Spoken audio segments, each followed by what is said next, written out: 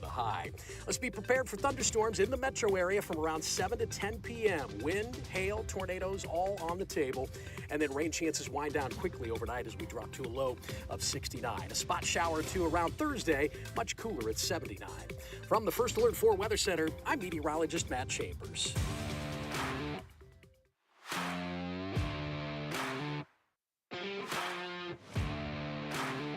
Let's get moving, St. Louis. This is Mike Ferguson in the morning on NewsTalkSTL. Could the Democrats have a winning message in 2028 with the midterms when it comes to affordability?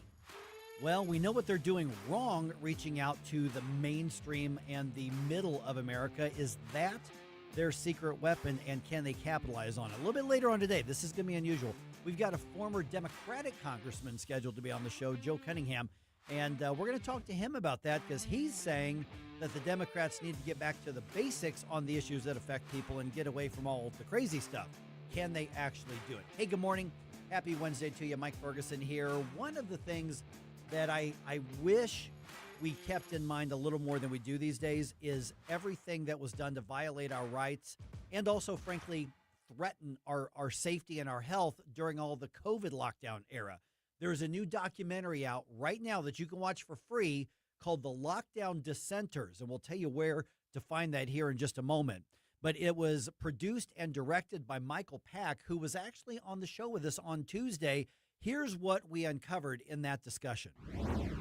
You notice that what was extreme and considered dangerous and what was, frankly, censored a few years ago during the COVID stupidity and the dangerous stupidity. And of course, the other side will say, well, the danger was you people not wearing a mask and not standing 6 feet away from each other and walking in single file in the grocery store and all that. But the danger that we've seen, the harm that was done from all of the lockdowns and all of the fear mongering and everything. Have you noticed that the pushback against that and the ability to question it and the ability to say, we're not going to do that again, that's becoming more mainstream? Yes, as it should be. Yeah. And that is a crucial step. That's a really important step that not only are enough people saying maybe we were wrong, but maybe one of the lessons that we've learned is, okay, we're not going to say to people, you're not allowed to question.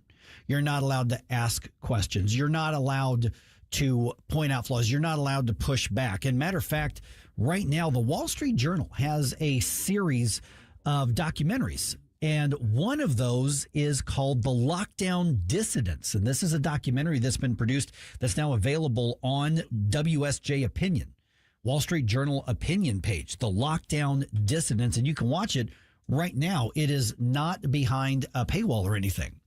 And so the producer of that and the director of that is Michael Pack, and we're kind of going back and forth trying to connect. Something's going on with the phone line to get him. But the crucial thing on this is that we've now got truly, Wall Street Journal may be one of the most mainstream of the mainstream old media.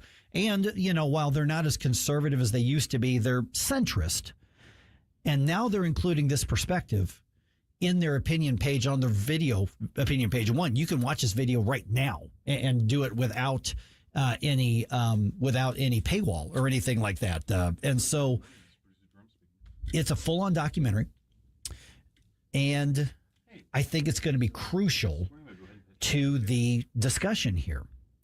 And joining us right now is the producer and the director of The Lockdown Dissidents. His name is Michael Pack. And again, you can see this WSJ Opinion, Wall Street Journal Opinion.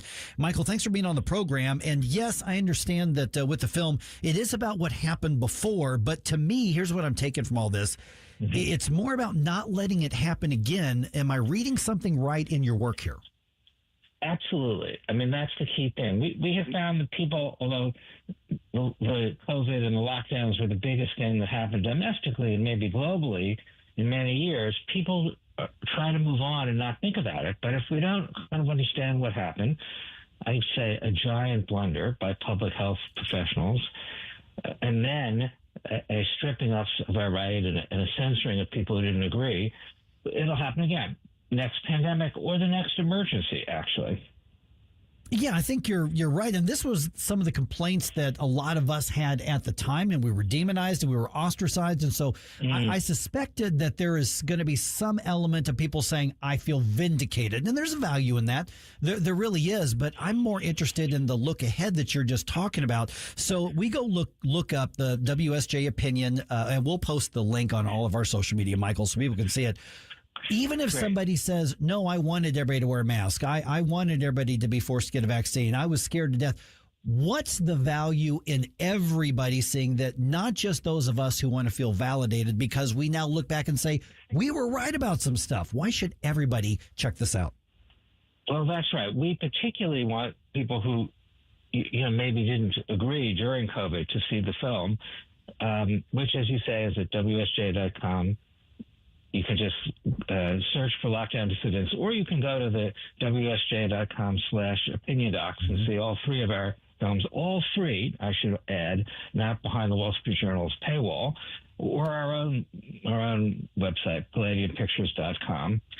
We wanted to partner with Wall Street Journal, a great partner, but we wanted to partner with them to reach a broader audience, to reach people who are maybe in the middle and aren't committed to one side or the other in many political issues, and were maybe confused during COVID. Why did it happen? Where did these rules come from? So we in this film try to tell the story, not advocate a point of view of what happened starting in December of 2019 and then going through 2020 when COVID came here.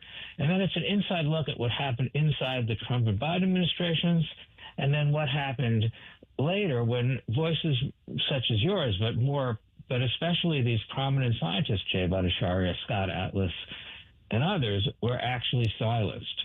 They were suppressed. Their social media accounts were suppressed. The government approached social media companies and asked them to censor these people.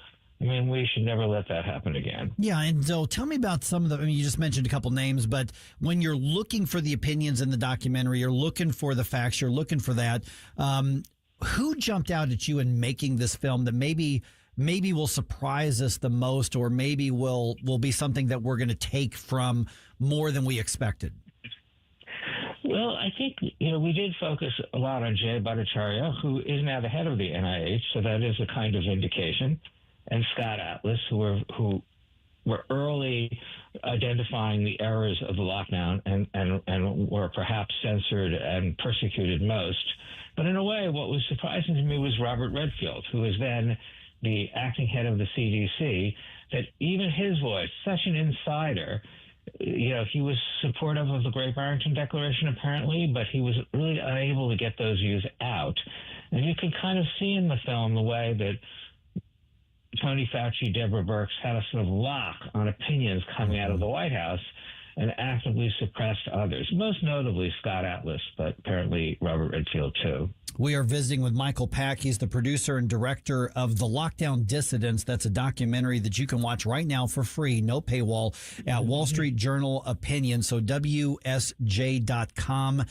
Then I think it's just /opinion docs, I think is what it is. But if you look up The Lockdown Dissidents, you'll be able to watch this. And so, Michael, I'm glad you mentioned the Great Barrington Declaration, because that was early on, and there was a war against the signatories on that, and that was a precursor to the censorship that you just referenced from Birx and from Fauci and from all of the others. So break down for me with the film, looking at what was true and what was not, and then also looking at, but then there was a war over the narrative, because we heard so much about the science, and every local health department, the health departments throughout the country were basically saying, we will instill rules based on CDC guidelines when CDC has no authority whatsoever. And people's lives were upended and ruined, and businesses were killed off, and children were denied school. We know they're behind. So there are just so many elements to this in a fairly short documentary that you're covering. Yes, only 37 minutes, but we really are, respect people's time, and I think that's a reasonable time commitment. But you're right. So the Scott Atlas, Jay Bhattacharya, they were collecting evidence starting in March that really proved, even then, that early, that COVID was disproportionately affecting older people. Young people were particularly not at risk. And they early on proposed focused protection, focus on older people, let young people go about their business, especially open schools. But they were ignored, and then that was March, April. But by October, the data was really clear. I mean, even Europe had open schools, so we could see a massive experiment on a continental scale that there were no problems. But in America, places like California, New York, schools wouldn't open for 1 or 2 years subsequently. So in October, Jay Bhattacharya, from Stanford, Martin Kulldorff from Harvard, and Sunetra Gupta from Oxford signed this great Barrington Declaration that summarized those views and recommended, again, focused protection. And they were immediately attacked. Francis Collins, then head of the NIH, wrote to Anthony Fauci saying these were fringe epidemiologists, although Stanford, Harvard, Oxford, not fringe schools, and that there needed to be a devastating takedown of their views, not a free-flowing discussion. And they really organized opposition right then to make sure that scientific journals criticized them, that they were excoriated in the press, that their ideas were sort of straw men and mocked. And even then, that early, Jay and others were getting death threats because Fauci and others and Collins had created the impression that Jay and the others in the Great Barrington were going to kill, their ideas would kill millions of people. So they thought they were potentially mass murderers rather than people with a different scientific view. And of course, that really got ramped up when Biden came into office. Yeah, and there's a couple follow-up points I think that are interesting on that. One is that Francis Collins, after everything reopened, admitted that they were just making stuff up out of thin air. I mean, he actually said that the 6-foot thing and a lot of the mask ideas and things like that they were just making stuff up because they had to give people something. So at what point was the conflict, if you will, more about defending the authority than it was actually about any concept of public health? Because when the pushback came, it became about don't question. You just must comply. You're going to kill people if you don't comply. And it became about the authority as opposed to thinking things through. I think it was pretty quick. I mean, in the beginning, no one understood COVID. I mean, in a way, 15 days to slow the spread, the first idea, not unreasonable. 15 days, that's not that much time. See what happens. So, January, February, March, okay. But within 3 months, the counter evidence was coming in, and these government scientists were purposely not listening. I think one key moment early on was in December. As you know, the virus came out of Wuhan, China, and Wuhan, Chinese government, being a totalitarian government, really locked Wuhan down with a totality unimaginable. People were locked into their rooms. In some cases, they were welded. Their doors were welded shut. I mean, it was radical. I mean, they really locked everyone down. And then the WHO came to China and declared that a great success and a model for the world. And that was the beginning of that erroneous model. It originated from China even more surely than COVID did. And the world had never responded that way. We've had pandemics. We've had similar to COVID pandemics for years. We always just did the focused protection that Jay and others recommended, which would lock down those at risk, not everybody. Entire societies, entire cities, countries locking down. It was a unique approach. It was truly novel, and it came out of China. It had the approval of WHO and then the CDC. And once it had the imprimatur of these both global and national authorities, then they were stuck. Within a few months, they were just entrenched in their opinions. And it was about power. Scott Atlas says in the film that as soon as he joined the COVID task force, Anthony Fauci said to him, their problem was the public wasn't afraid enough. They had to make the public more afraid or they wouldn't comply. And as Scott says, that is not really an ethical way to do public health. No, and that's not science at all. We're a little bit over time. I've just got another quick question for you. Michael Pack, the producer and director of the Lockdown Dissonance. When you were describing what was happening in China, you know where my mind went? My mind went to my daughter, who was in college at the time and was locked in her dorm room, and they were sliding food underneath the doors and nobody was allowed out, as though they were prisoners. So what you described in China, minus the welding of the doors, happened to my daughter and all of her college volleyball teammates in Kansas.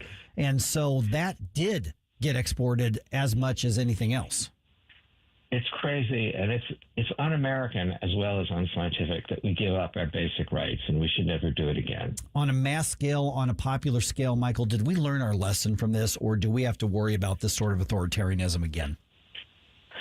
I hate to be pessimistic, but I don't really think we've learned our lesson. I mean, that's why I made the film. I think we have to, people such as you, we have to call people's attention to this, or it will happen again. I don't think we've learned that lesson.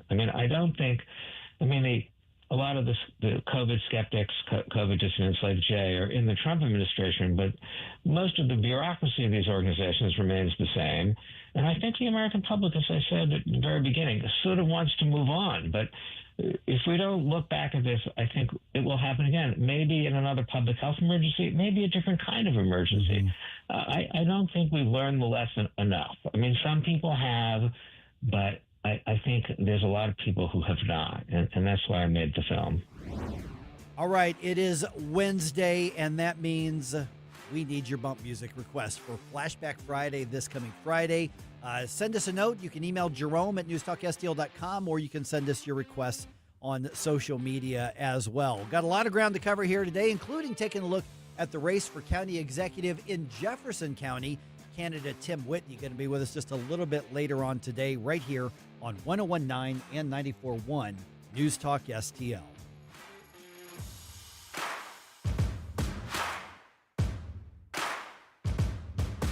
If you have a phone, you have a radio. Wherever I'm at, home, car, wherever. Download the all-new News Talk STL app. If you have a phone, you have a radio. Just the convenience on the phone. Streaming live on the mobile app. Love the new app. And listen anytime. Everywhere. Anywhere.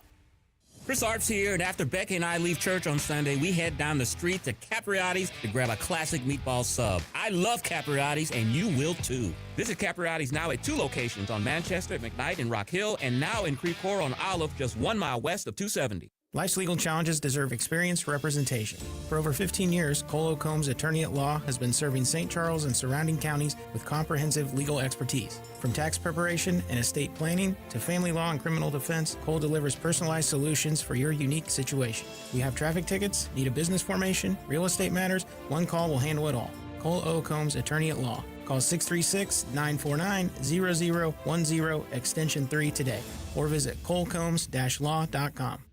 1949, the last time a Republican held the top post in St. Louis City. A gallon of milk was 84 cents, and streetcars ran down Grand Avenue.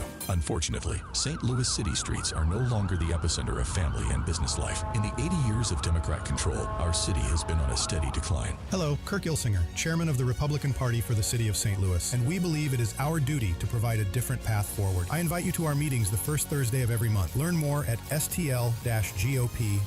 Paid for by St. Louis City Republican PAC. Curtis Farber, Treasurer. JC's Wayback Machine. It's Father's Day weekend, so we'll have lots of songs about dear old dad. I married your mother because I wanted children. Imagine my disappointment when you arrived. We'll also bring in the first day of summer, and our A-list interview of the week is with Dana Carvey. So I walk into the Oval Office, blown away. I see Bush, and I go, Mr. President. And then I saw Quayle, and without thinking, I went, Dan!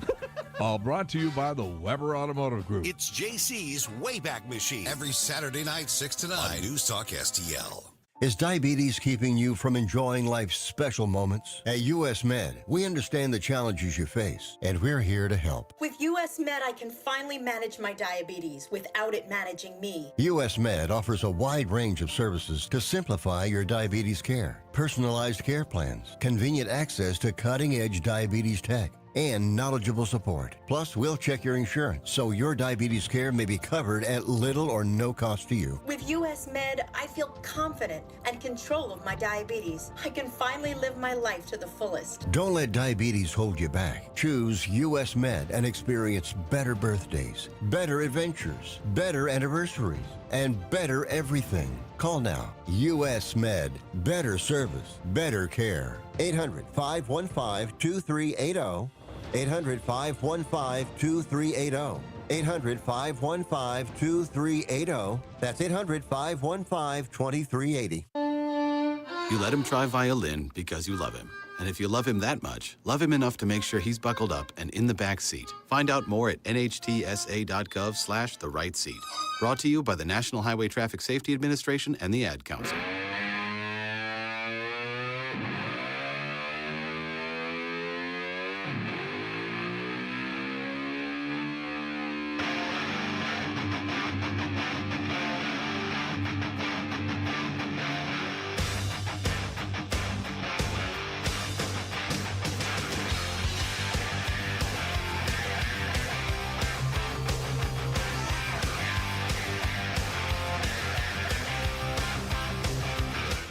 Get up, St. Louis. It's Mike Ferguson in the morning. The news was kind of breaking on yesterday's program while we were kind of wrapping up the show that the FBI says there was a plot to attack that UFC event at the White House over the weekend. So it looks like there's over 20 people who the investigators think are involved in this. 5 have been arrested. I guess these are the believed to be the ringleaders. One of them's actually from Missouri. Wow. Yeah, so now, I have no idea whether these guys are all capable of doing this or whether this was just a bunch of bloviating on social media. But they had armed up. They'd bought weapons. They'd bought ammo. They had plans to go there, and the plan was simple. Yet it seems like something that could have worked. Yeah, to my knowledge, they originally were planning on, I guess, strapping some sort of device to a drone and having that be the initial launch, and then they wanted to also have a gunman come in and do whatever extra damage. Right, basically some kind of explosive off of a drone, and then when obviously that would create an evacuation situation, and then have people stationed to start hitting their targets, and so we're still learning more about all of the guys. Maybe this was just a bunch of losers in mom's basement, aging range from late teens to early 30s. But maybe they were capable, But the bottom line is that they had planned and they had coordinated. Their their signal chats and all that have been intercepted, and so it looks like there's a real strong case against them.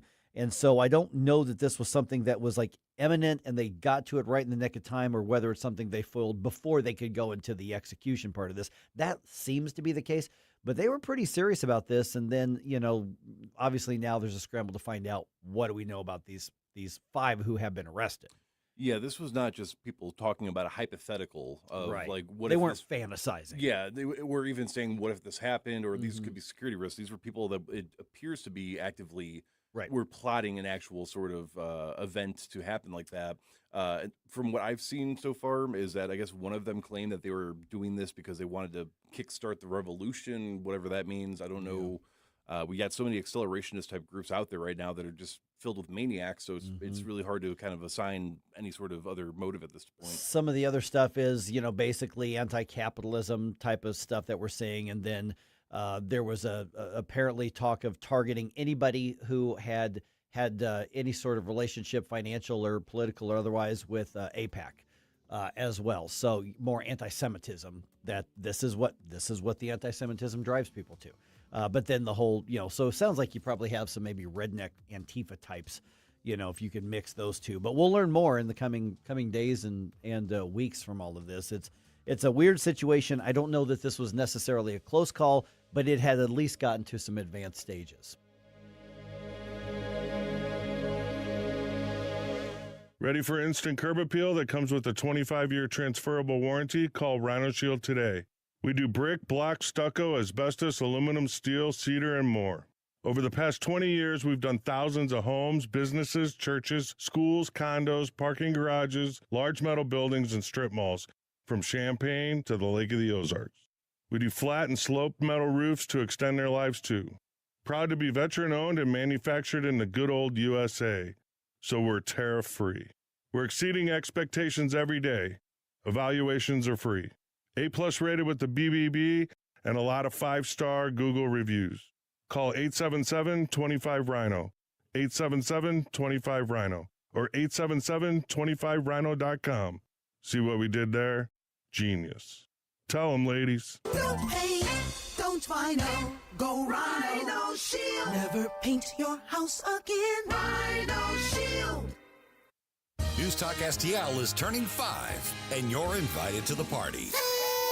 Join us Friday night, June 26th at Frankie Martin's Garden in Cottleville for a totally rad celebration with the Retro Nerds, St. Louis's favorite 80s tribute band. Live on the outside stage from 7 to 10. It's an all-ages show, so bring the whole family and stop by and see us at the News Talk STL Pavilion right near the stage. Frankie Martin's Garden, the place for and about community in Cottleville. Details at frankiemarinsgarden.com.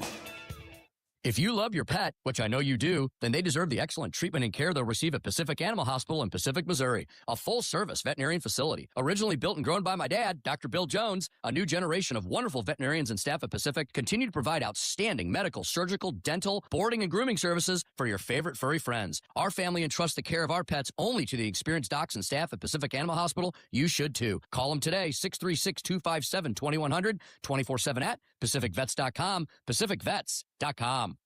Every 40 seconds, a child disappears. That's 2,000 children every single day. Find the Children is a nonprofit organization fighting to bring them home, but we can't do it without you. Your unwanted car, running or not, can help find missing kids, reunite families, and support the search and rescue efforts that protect children every day. We'll pick it up fast and free with a 24-hour response, and your donation may qualify for a tax deduction. Find the Children provides crucial resources to help locate missing children and educational programs that teach kids how to recognize and avoid predators before it's too late. Together, we can give families hope and bring children home where they belong. Donate your car today and help bring a child home. Find the Children, because every child deserves to come home. 800-757-1340. 800-757-1340. That's 800-757-1340. This advertisement was paid for in partnership with Cars R Us and Find the Children. KLGY HD3 Clayton, K270BW Bellefonte, KNBS Bowling Green. This is News Talk STL at 1019, 94.1, and always streaming at NewsTalkSTL.com.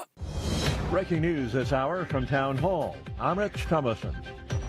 Team Trump is under pressure from Congress to release details of the U.S.-Iran deal to be signed on Friday in Geneva. The bottom line, according to President Trump, is this: Iran will never have a nuclear weapon. And Mr. Trump describes that as 99.9% of what he sought.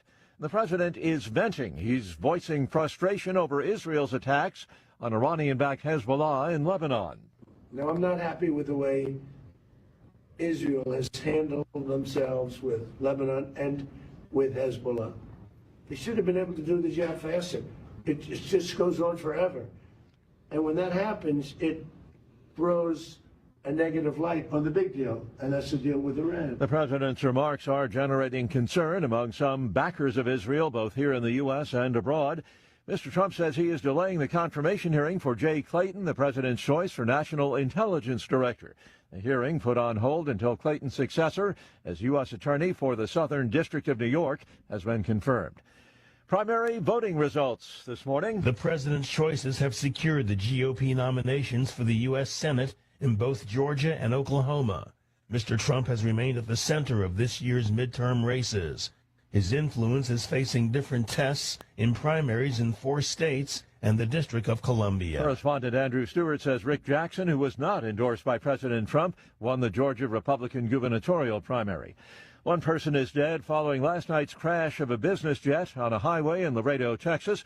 The aircraft burst into flames upon impact. Not clear if the person who died was on the plane or on the ground. Nearby motorists rushed to the burning aircraft. They had hoped to rescue those on board.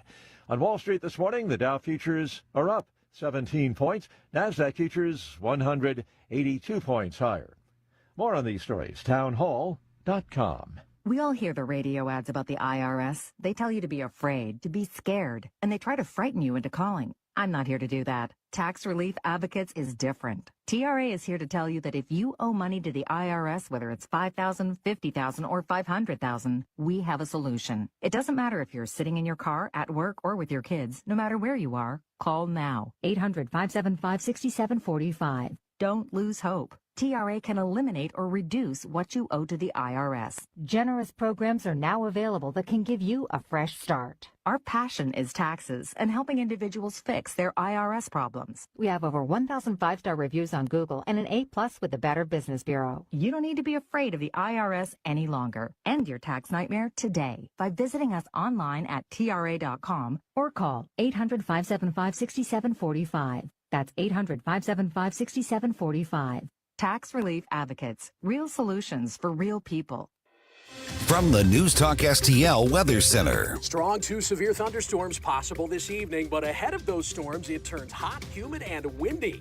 A wind advisory this afternoon, some gusts out of the southwest up to 45 miles per hour. Meanwhile, temperatures spike to around 92 for the high. Let's be prepared for thunderstorms in the metro area from around 7 to 10 p.m. Wind, hail, tornadoes all on the table. And then rain chances wind down quickly overnight as we drop to a low of 69. A spot shower or two around Thursday, much cooler at 79. From the First Alert 4 Weather Center, I'm meteorologist Matt Chambers. This hour of News Talk STL brought to you by Chris Cooper and Serenity Wealth Management. Business owners, download your free playbook for financial clarity at SerenityWealthBiz.com. That's SerenityWealthBiz.com. Hi, Sandy. What's that? I'm reading up on this Amendment 4 on the August ballot. What's 4? Amendment 4 absurdly creates a new un-American minority veto power, but only for ballot issues that we citizens put on the ballot. Don't they say it'll protect conservative ideas? Truth gets in the way of their story. Amendment 4 would mean as few as 5% of the most liberal statewide voters in one congressional district could veto any good conservative idea or reform, even when a big majority supports it. That does sound un-American. How did that get on the ballot? The politicians put it there, and it would empower a small minority of liberals. They could stop funding for police, stop tax cuts, or any other common sense conservative policy we support. Only 5%? One district? That would make it nearly impossible to pass needed reforms or rein in politicians. Yep, Amendment 4 is a misguided power grab by politicians. I'm voting no on Amendment 4. Right. I'm not giving up my constitutional rights. It's a hard no on 4. Paid for by Missourians for Fair Governance. On the next, Larry Connors, USA. The story behind the story. This date, 1972. Watergate broke.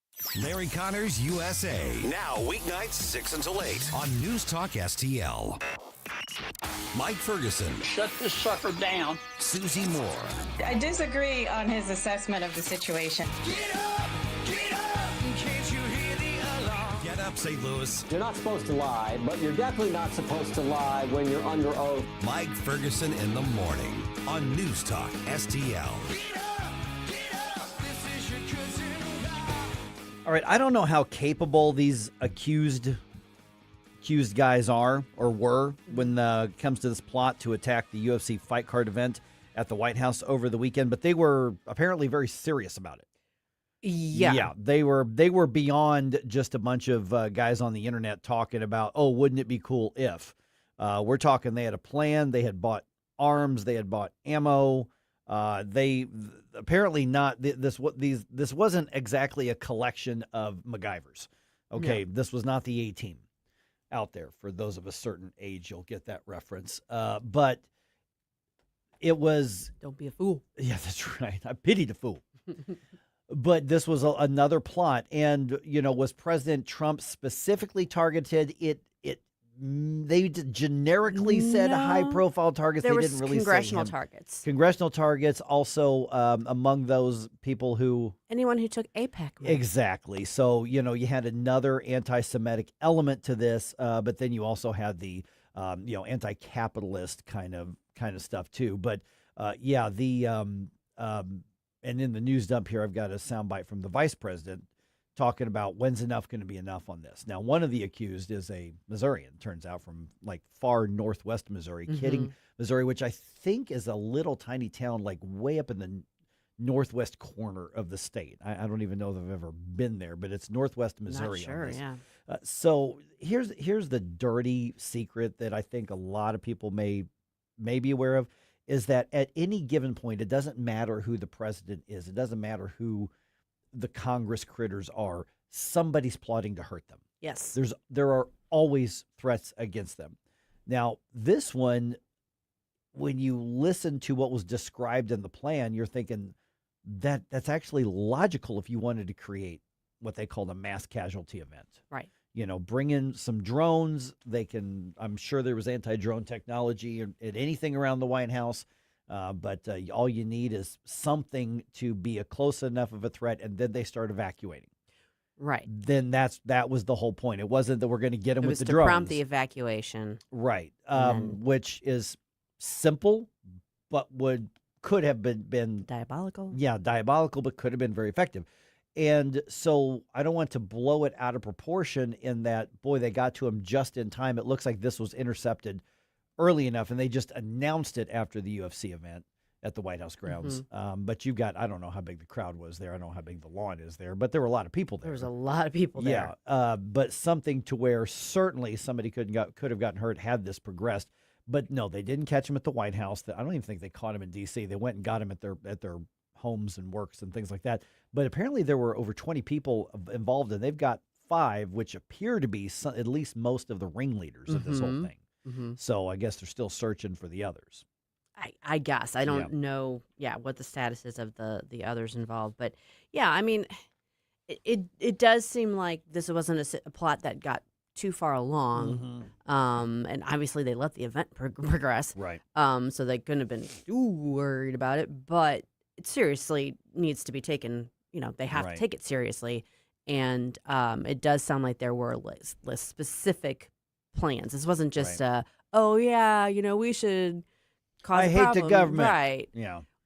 I mean, it was a little more advanced than that. So, I mean, I'm glad that they were able to foil the plot. And I'm glad that they are arresting the people involved. And I hope they are fully prosecuted. Now, here's the thing is that there's most likely a lot of plots that are foiled. Yeah. This one, they made it a point to tell us about. Yes. I'm curious what's different about this one. I don't know. I mean, there's got to be a reason, I guess, other than there's going to be a lot of charges filed, and this is going to be a high profile thing once the news finds out about it. But they're getting out ahead of it. Yeah, I mean, I think some of it could be flex. Sure.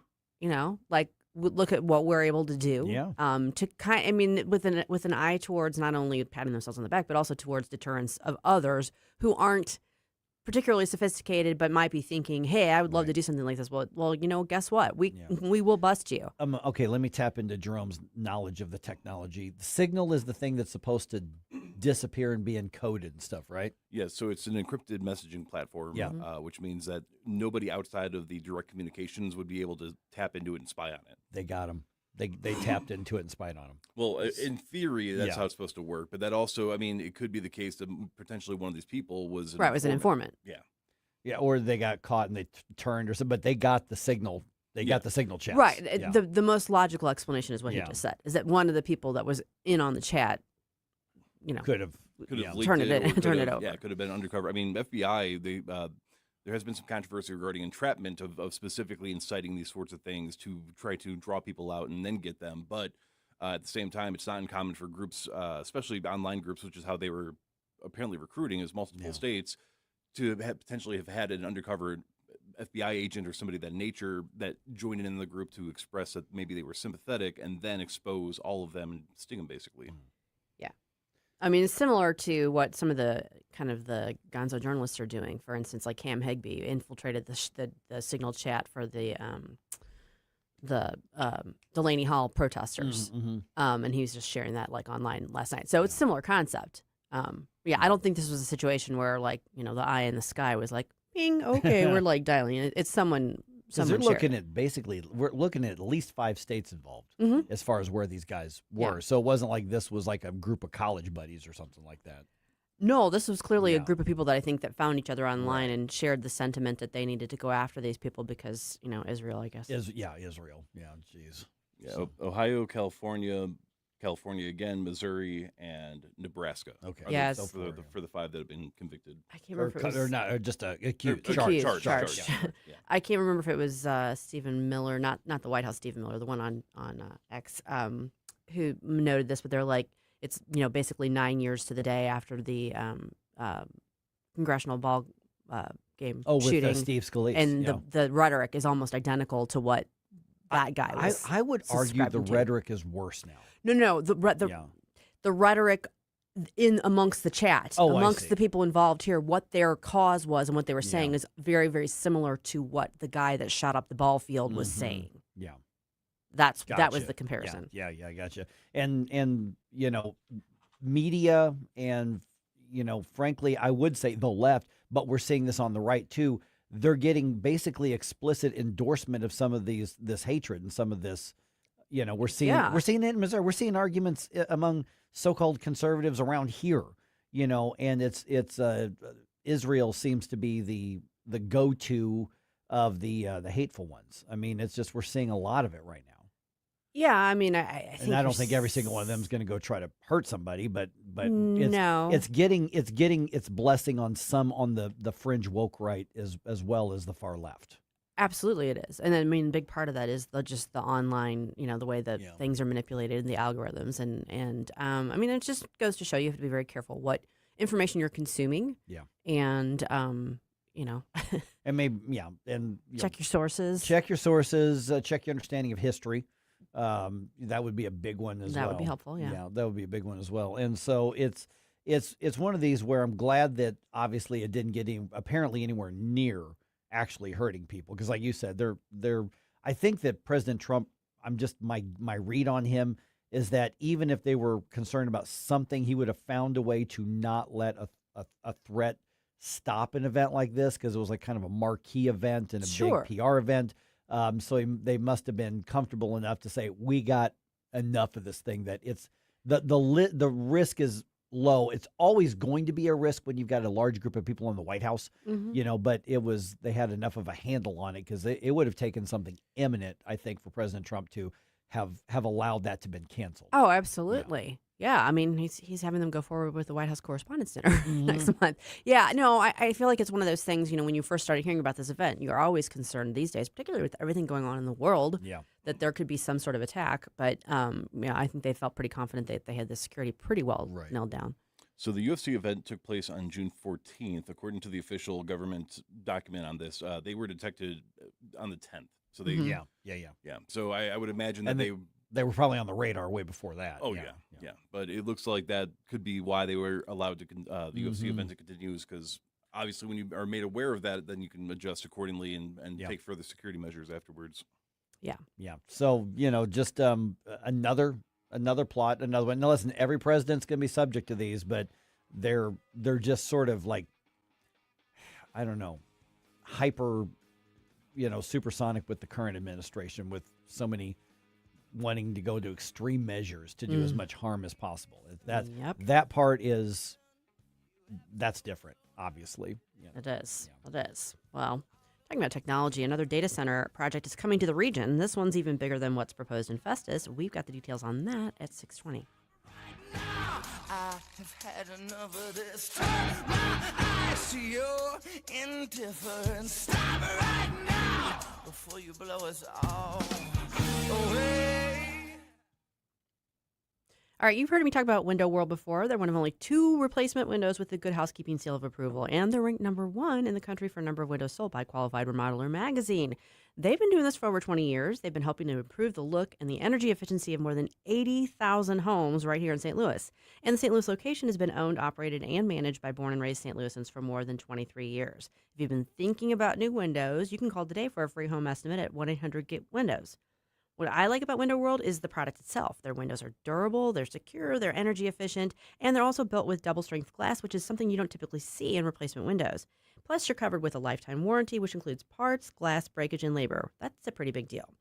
They don't just do windows either. Window World can also help with siding, doors, basically everything on the exterior of your home except a roof or garage door. And here's something a lot of companies don't offer. Their customer service team is available 7 days a week, meaning including weekends. It shows. Over half of their appointments come from repeat customers or referrals, which tells you a lot about their commitment to customer service. Plus, they're also big in the community. They've raised over $4 million over the years for charities like Action for Autism and St. Jude, and they're the preferred window of your St. Louis Blues. Right now, they're offering 36 months same as cash financing with approved credit. So if you've been putting this off, now is a great time to act. Call Window World at 1-800-GET-WINDOWS. Dr. Michael Lewis, West Point grad, physician, and retired Army colonel, is considered the world's leading expert on the use of omega-3s in brain health. He's also the author of When Brains Collide. Dr. Lewis, a lot of people take fish oil supplements, but how do you know they're working if you're not testing? Elizabeth, I've come across the biggest breakthrough in my 30-plus years of medicine.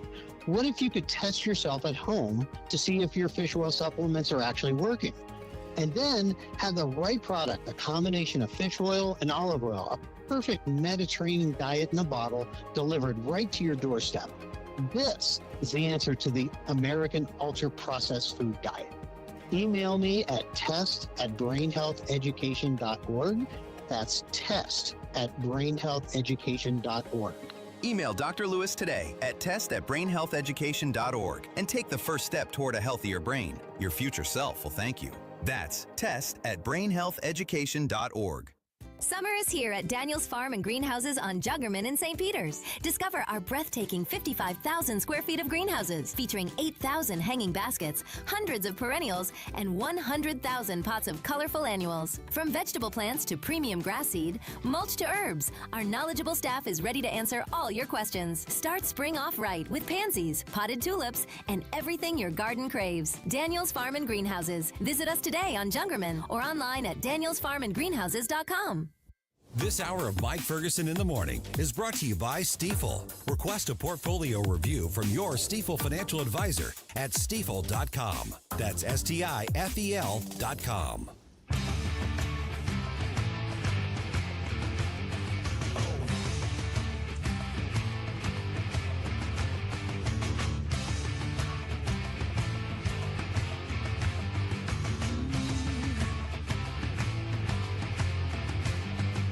Hey guys, Billy Crow here from Jeffco Patriot Radio. Hope you had enough time to freshen up your coffee, because now we're back with Mike Ferguson in the morning.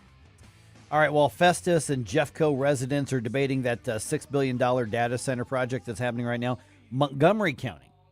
So basically just, in the western part of the NewsTalkSTL listening area, moving ahead with a $10 billion data center project.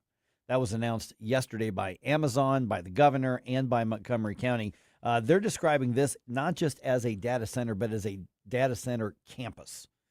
So there's going to be a lot more to it, apparently, than just the actual processing data center kind of thing. So here's what we've got on this. Amazon's going to put $10 billion into the data center campus, and this is going to be in Montgomery City. Yep. So a little bit just outside like Warrenton, right? That area.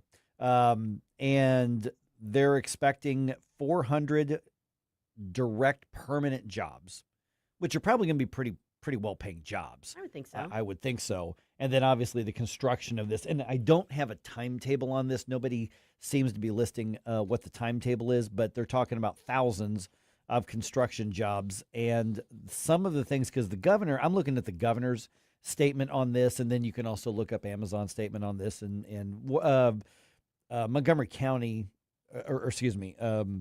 Montgomery County didn't see a press release from their website yesterday, but essentially what the deal comes down to is that Amazon is basically going to work with Ameren, and Amazon, as part of whatever this deal is. And what I can't seem to find, and I couldn't get an answer for, is if there are any incentives or breaks or anything like that. That I could not find one way or the other. Yeah, I don't know. I don't know. I'm still trying to figure that part out. But Amazon is going to pay 100% of their electric bill that they're going to be using, and they are going to pay for the connections to the data center. Okay. Because that's one of the things that's always brought up, and I see where the governor's office is trying to get ahead of the criticism, saying you're going to add this thing, it's going to put this massive load, you're going to have to expand the grid, and then all of us are going to get charged for basically paying for the grid that's going to be added to our bills. So they're trying to get out ahead of this. and saying, no, that's not what's going to happen. There are no incentives or discounts on electricity rates for Amazon, according to the statement. Water is also a big aspect of this. So let me just read the statement that the governor put out. The company, meaning Amazon, also working with agricultural technology company Arable Labs to implement technology to help Missouri farmers improve irrigation efficiency, eliminating unnecessary watering, and helping to reduce groundwater withdrawals. The project is expected to reduce water use by 100 million gallons of water. And then they've got a link to the Department of Natural Resources, but it doesn't say specifically anything about their water usage in the data center itself, which which is used for basically cooling, because you got all these computer systems that are in there. And then there are a number of basically donations that they are going to be making to the Montgomery County community. They're going to be putting in $3 million to help them beef up their emergency dispatch services, 911 services, $1 million to help them build a community gathering space at the fairgrounds, and another $3 million in just basic community programs throughout Montgomery County. So there's some trade-off there, which makes me wonder if there isn't some kind of incentive or tax break that's involved, but I just could not find that yesterday. I don't know the answer. Maybe there's not. Maybe that's all just a matter of, hey, just let us build and we'll be good neighbors. I don't know. Amazon's got a lot of locations around Missouri, from warehouses and processing and all that. Right behind where I live. Yeah, there's like 10,000 people already work full-time for Amazon in Missouri as it is. Right. Yeah. Yeah, I mean, part of the difference there may be because this is more rural land. Yes. There's, first of all, less like development immediately around it in terms of like neighborhoods, residential, that sort of thing. It is the I-70 corridor. There is a lot of open farmland there. Now, obviously, that's no longer going to be farmland. I think that it's fair to question whether there's any potential, hazards that it could create for the surrounding area. Could this have an effect on livestock? Could this have an effect on groundwater? Could this have, whatever the issues are that people have been legitimately asking about these, they do need to be concerned. So yeah, I mean, unless we're privy to the actual agreement with the municipality or the county, it's a little hard to judge whether this is a good deal or not. But obviously, they're going forward with it. Yeah, I figured at some point this was going to happen because, for instance, almost everywhere that a data center is being proposed, you look at Lincoln County, you look obviously Jefferson County with Festus, and you can look, the debate in the city. You can look over in like Granite City, you can look at Troy, Illinois, and all these areas where there are these big debates over this. At some point, you knew somebody was going to go, oh, you don't want a couple $1 billion of investment? We'll take it. Thank you very much. Please come on in. We've got like you said, a rural area. And boy, we could use some roads. We could use some new buses in the school district. We could do that. Bring them in, and we'll take their scraps. And so that's probably going to be a massive boon to Montgomery County. Probably. Now. And then you can have people arguing whether the trade-off is good or bad, but it's a rural area, and it's very probably going to be easy for them to be able to put this where nobody is around. No neighborhoods, no business districts, not in close proximity, right? Yeah, no schools, nothing like that. Most of the farmland in Missouri, by the way, I don't know if a lot of people realize this, because you drive through I-70 or I-44 or whatever, and you see all the corn, you see all the beans and all that kind of stuff. That's not going to your grocery store. That's feeding livestock. Yeah. That's what most of that farmland is being used for in Missouri, is to feed. And then the soybeans. Our burgers. Yeah, that's right. To feed the burgers. That's right. It's the circle of life. Yeah, that's right. So that's where a lot of that's going. So, I mean, obviously, hundreds of acres is going to be a reduction in that. But we've also had farmers scale back their livestock lately because of market conditions and droughts and things like that. Sure. But still, what you've got here is something that's likely to be permanent and hundreds of jobs, and then the construction jobs are going to be massive for the next, 3, 4, 5 years. Yeah. Now, so, I mean, considering the level of pushback that we've seen in Festus and Jeffco and St. Charles, all around, I don't get the impression that there's been an organized pushback in Montgomery County. I couldn't find one. Well, that makes me wonder if the impetus behind some of that pushback just hasn't made its way out to Montgomery County, meaning that there are some groups that are kind of fomenting is maybe a strong word, but they are kind of pushing this advocacy. They may not necessarily, it may not necessarily all be organic. Oh, sure. Yeah. Is my point. Yeah. I guess they just haven't set their sights on Montgomery County. Yeah, or they probably saw the press release. They're like, wait, what? Right. I mean, it would be interesting to hear from residents of that area, just to see what their overall take is. But yeah, I tried to just kind of look around, online out there. I didn't see much of any sort of pushback on that. But that it was going to be a matter of time before somebody goes, oh, like I said earlier, you don't want it? We'll take 400 jobs. Right. There are trade-offs no matter how you slice it. You don't want millions of dollars in additional tax revenue? We'll take it. Yeah. And again, assuming that there's not some massive tax break in there, but I have a feeling that there's so much pushback against these data centers that the leverage to ask for these tax breaks or incentives isn't as high as with other developments. It's not like you're building a car manufacturer. It's not like GM's coming in to build something here. Because if GM went into Festus and said, "Hey, we want to build, I don't know, whatever cars here, whatever trucks here," there'd probably be a whole lot of people saying, "Make it happen, make it happen." But with the data center, they're reacting differently to it because of the other elements and how those things operate. And so, at some point, there's so much pushback. The data centers are needed with the changing economy. They got to go somewhere. They can go here, they can go in other countries, they can go somewhere. And a lot of leaders would rather have them in the U.S. And so if there's so many areas that don't want them, that's making it harder for companies like Amazon or some of the others to find a place to put them. So if they find some place that's going to greenlight it, they're probably like, you know what, just make it happen. Just maybe we'll actually pay our own way. What a novel thought. Which is why I think you're going to end up with a whole bunch of them in the Northern Plains. Yeah. Yep. Now, hopefully they're prettier than the ugly windmills. I was going to say, look where the windmills are, and that would be. It's like turn the windmills into data centers. Back in the day, back in the day, you would say, "Hey, where can you find a Hardee's? Look for the McDonald's." Mm-hmm. They're right next to each other. There's a reason for that. So yeah, I think you may have like an I-70 or if it happened in Illinois, an I-55, kind of corridor. But you're also talking about the massive data center project just down the road in the Kingdom City area as well. So, maybe there is going to be a corridor of these data center things, which are all just, rural, I say just, but rural farmland right now. Right. Well, I think that's very much like what we're going to see. Yeah. The wave of the future. But in Montgomery County, they're going to get this, and so they're going to have a lot more money flowing in, and so they might be able to afford a new website, because just say I wasn't real impressed with the county website. Not that WordPress isn't easy, but they could actually afford one now. Hey, Mike. Yes. Guess what today is? What day would that be? Bump Day! The day where I beg and plead for all of you to send me your 80s bump music requests for Flashback Friday. Please send me what you want to hear from the 80s. It has to have been charting in the 80s or been popular in the 80s. It needs to be 80s is what I'm getting at here. So send it to me, Jerome at NewsTalkSTL.com, and let me know when you listen so you can hear your request.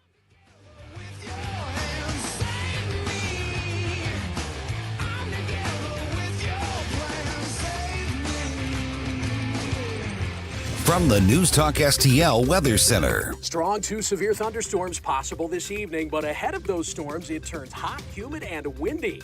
A wind advisory this afternoon, some gusts out of the southwest up to 45 miles per hour. Meanwhile, temperatures spike to around 92 for the high.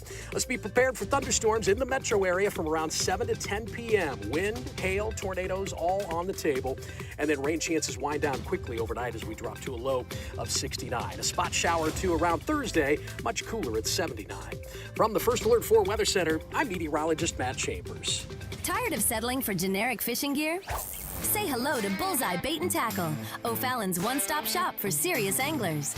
Live bait, premium tackle, rods, reels, and an unbeatable selection of lures from top brands like Megabass, Zoom, and Berkley. Whether you're after bass, catfish, crappie, or bluegill, they've got the gear to help you land the big one. Plus, their expert team, led by Mark and Liz, provides rod and reel repair services. Bullseye Bait and Tackle, 266 Fort Zumwalt Square, or at bullseyebaitandtackle.net. 1 in 4 women will have an abortion before the age of 45 in this country. That's the tragedy we must work to stop. Mike Ferguson from The Morning Show here, and that is why Reach Reproductive Health is here, to empower parents to save the lives of innocent children and to see these families come to Christ. And you can be a part of saving and changing lives. So pray and visit outreachforlife.org to learn more, volunteer, and donate. That's outreachforlife.org. A Disney cruise is no ordinary vacation. It's an adventure, a fairy tale, a dream. Step aboard and discover where favorite Disney characters meet fun for the whole family, where total rest and relaxation meet the ultimate escape and excitement, where a dream vacation meets a magical cruise. Only on Disney Cruise Line, where magic meets the sea. Magic Expeditions will make planning your Disney cruise easy. Reach out at magicexpeditions.com. This is what's happening. If we can keep the economic pressure on, it will break them even further. I don't want to have boots on the ground. This president is stepping up to correct the problem that's been going on for 47 years. 101.9 and 94.1. Number one for conservative talk. News Talk STL.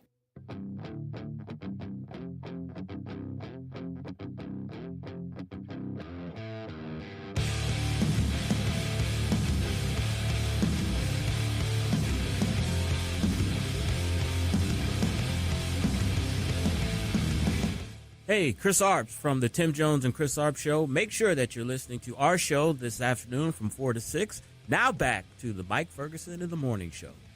Okay, what are the facts and what do we know about the deal with Iran that's ostensibly going to be ending the war or has ended the war? There's big money involved for Iran, but the White House says it is not U.S. taxpayers' money. Details in just a moment, or what details we have, I guess we should say that. All right, got another round of elections in the books now. What's next in the Middle East, like I just said. Some interesting things happen around America here as well. A lot to keep track of, so keep an eye on RedState.com, obviously. So, Susie, give us some reading suggestions for today, please. This is the Red State Rundown. Speaking of America, one of the things we do at Red State is we often feature like guest op-eds. We obviously have a stable of writers that write for us regularly, but we also feature guest op-eds, for instance, from the Heartland Institute. They've got one up this morning. The European mind is beginning to comprehend America, and it's just about that. It's about how all of the tourists who are here enjoying the World Cup festivities are learning about America and how we don't all suck. So it's a great article, actually. It is actually, I really do love this article. Highly recommend it. Definitely give it a check. Check it out. Bob Hogue's got Hillary Clinton channels her inner Captain Obvious, tells us what we already knew about Joe Biden. Yes, Hillary's finally acknowledged that he probably shouldn't have run for re-election in 2024. Mm-hmm. Some would say he shouldn't have run for election in 2020. But in any event, thanks, Hillary. Thanks. Yeah, thanks for helping us figure that out. They actually asked Joe Biden for a comment, and he goes, "When's Matlock on?" Mm-hmm. Maybe not. Maybe I made Where's my ice cream? That's right. And this one, ice cream? Yeah. Oh, sorry. Our fellow Missourians may appreciate this one from Sister Told Josh Hawley on the warpath after baseball players targeted and MLB won't like what may be coming next. Yeah, they're catching some real flack over that story we talked about yesterday about the baseball, the logos and the the being able to write scripture on their rainbow. Right. I see on their uniforms. Yeah, I saw that. I saw that article, and Attorney General Catherine Hanaway put out a warning to him as well.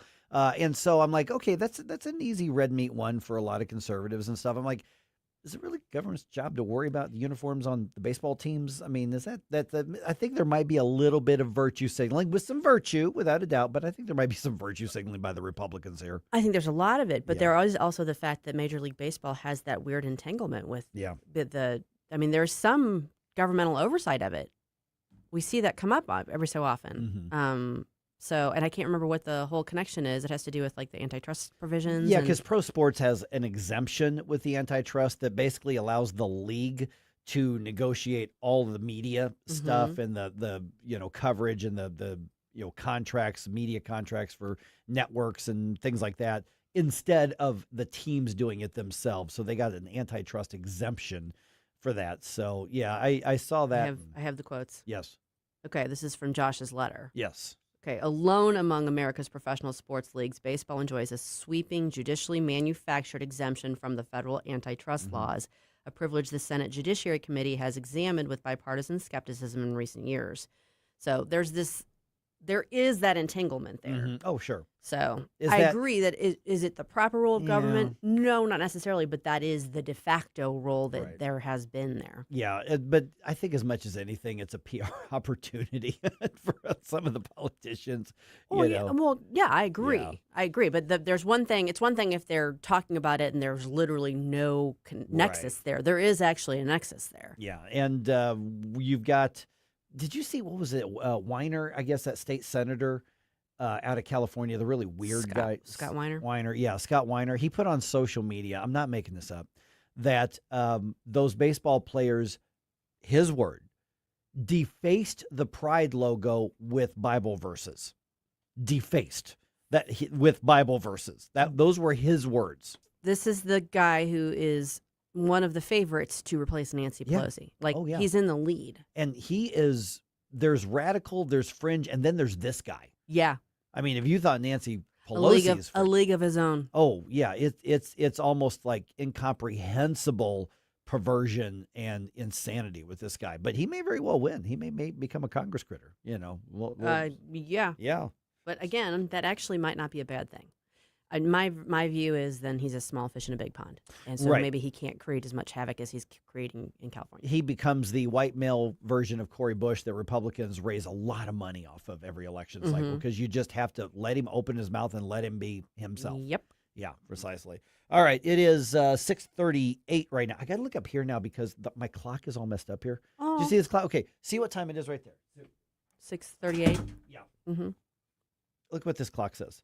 It's lies. The clock is lying to me, so it's freaking me out. Anyway, just putting that there. It's like it's one thing to have the wrong hour. That's 12 minutes off, and that's supposed to be like attached to the satellite clock. Isn't it like a doomsday clock? Yeah, it's really weird. I don't know what's going on with that. It's the aliens. I'm pretty sure someone's messing with the time warp. It's got to be the aliens. The space-time continuum. Yeah, totally. Here. Okay, so Iran, the deal with Iran, and we've kind of talked off the air about.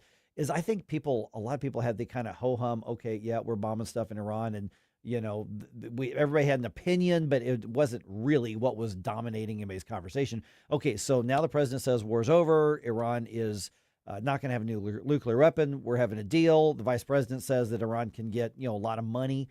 Iran says, yeah, we're going to get assets unfrozen and we're going to get paid. The president says any talk of, what was it, $300 billion going to Iran, that's fake news, and none of it is U.S. taxpayers' money, but somehow money is in the picture, in the conversation. What do we know so far about that? Because there's all kinds of different people making all kinds of different claims. We know nothing. We can confirm that. We know nothing. We know what this group is referring to. We know what they're saying it is. Reports say, there's a supposed leak, blah, blah, blah, blah. No, I call BS on all of it until I see the actual document and agreement. Which we thought we were going to get yesterday or today, and so far we don't really see it. Well, it's only 6:40 in the morning. Right. Well, according to that, it's 6:51 in the morning. All right. Yeah, 6:40 is the real time.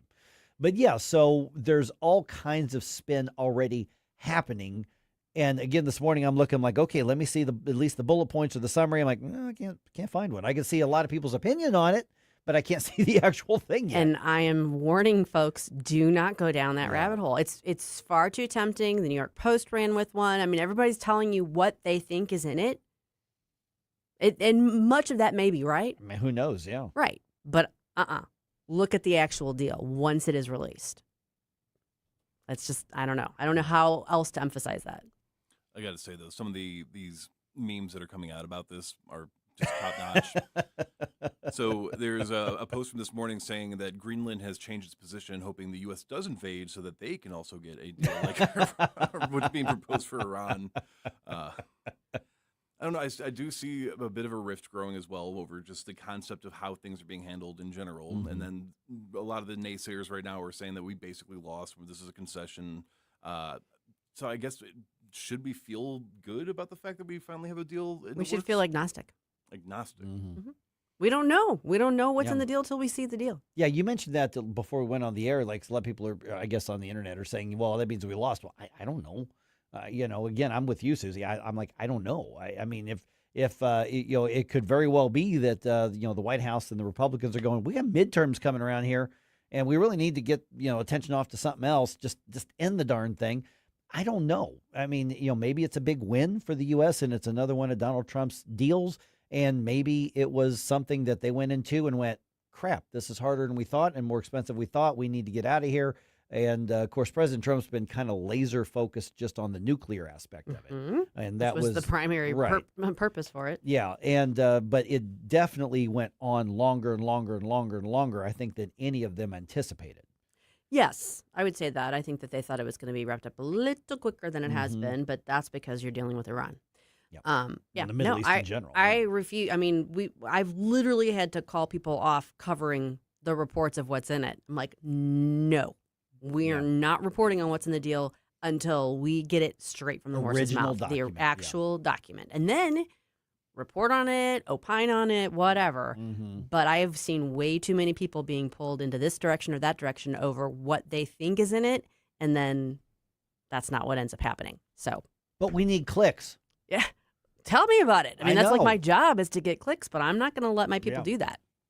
Yeah, Bloomberg is claiming that they somehow managed to get a leaked version. Because of course they did. Yeah, and now that's being scrutinized as well. That it may not have even been the actual, currently accepted draft of whatever was being talked about.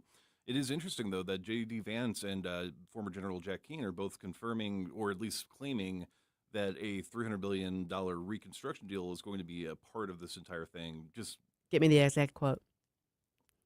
I don't have enough time. I know. Well, because I know what you're talking about. What J.D. Vance has confirmed is that there is a reconstruction fund that Gulf states can contribute to. That if Iran jumps through all the hoops, they can start investing in Iran. But everyone's talking about the U.S. is giving Iran $300 billion. No. So they would come up with the money, and we would be the gatekeepers to say you can invest or you can't invest, because right now they can't invest in Iran. And then I think $24 billion is going to be unfrozen. I believe President Trump was one that actually confirmed that was on the table as well right now. If they jump through all of the hoops, these are their assets that can be unfrozen if they jump through. But again, wait till you see what's in the deal. Don't even trust President Trump, because he speaks off the cuff sometimes and sometimes don't quite get it all right. So we just can't trust nothing? No. The document. Yeah. The document speaks for itself. That's some legalese there. And then we definitely know Iran's going to uphold every part of their end of the bargain. Oh, wait.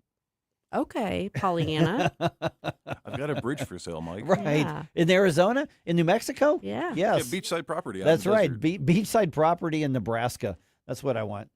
Jeez. Could happen. Yeah. So basically, one way or the other, we're seeing a retraction of the whole situation on there. $3.39 gas today.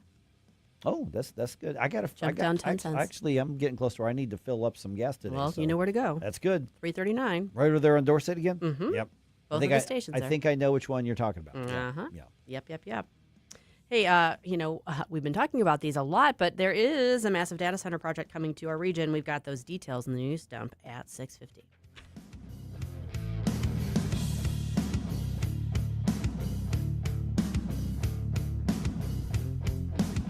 Mike Ferguson in the morning. Are you confident that Iran is going to give up its nuclear ambitions? Unless you were homeschooled by a day drinker, no one's confident that Iran's going to do anything. On NewsTalk STL.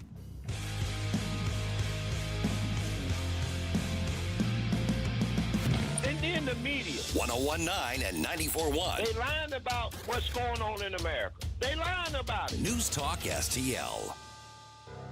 42% of Missouri fourth graders can barely read. 42%. It's the worst result in 20 years. If kids can't read by third grade, they fall behind in school, and many never catch up. But other states have provided a roadmap for success.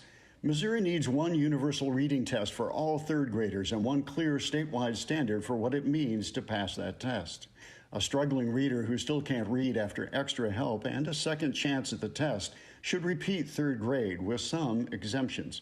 We also need to end the outdated 3Qing method, which encourages guessing instead of reading, and require teachers to be trained in the science of reading. In Mississippi and Indiana, test scores jumped up dramatically after these reforms, and Missouri can do the same. Missouri children deserve to become confident, capable readers, and strong early literacy reforms can make it happen. The Show Me Minute has been brought to you by the Show Me Institute and Show Me Opportunity. This is a special alert to all Americans who own a vehicle with less than 200,000 miles with an auto warranty about to expire or with no warranty coverage at all. Due to a decline in the economy, CarShield is announcing a low-cost month-to-month vehicle protection plan that is now available to the public to save any driver out-of-pocket expenses on future auto repairs. Call now to find out how you can pay almost nothing for covered auto repairs. Yes, you heard that correctly. Pay almost nothing for covered auto repairs. An open phone line has been established for all drivers to call for a free quick quote. Call 800-478-6430 now. Drivers who are covered will not have to pay for covered repairs again. This protection plan is at an all-time low. Additionally, drivers who activate this vehicle protection today will also receive free roadside assistance, free towing, and car rental options at no additional cost. Call us for your free quick quote today. 800-478-6430. That's 800-478-6430. What do you have to lose? Call 800-478-6430. Again, 800-478-6430. This hour of Mike Ferguson in the Morning is brought to you by Stifel. Request a portfolio review from your Stifel financial advisor at stifel.com. That's STIFEL.com.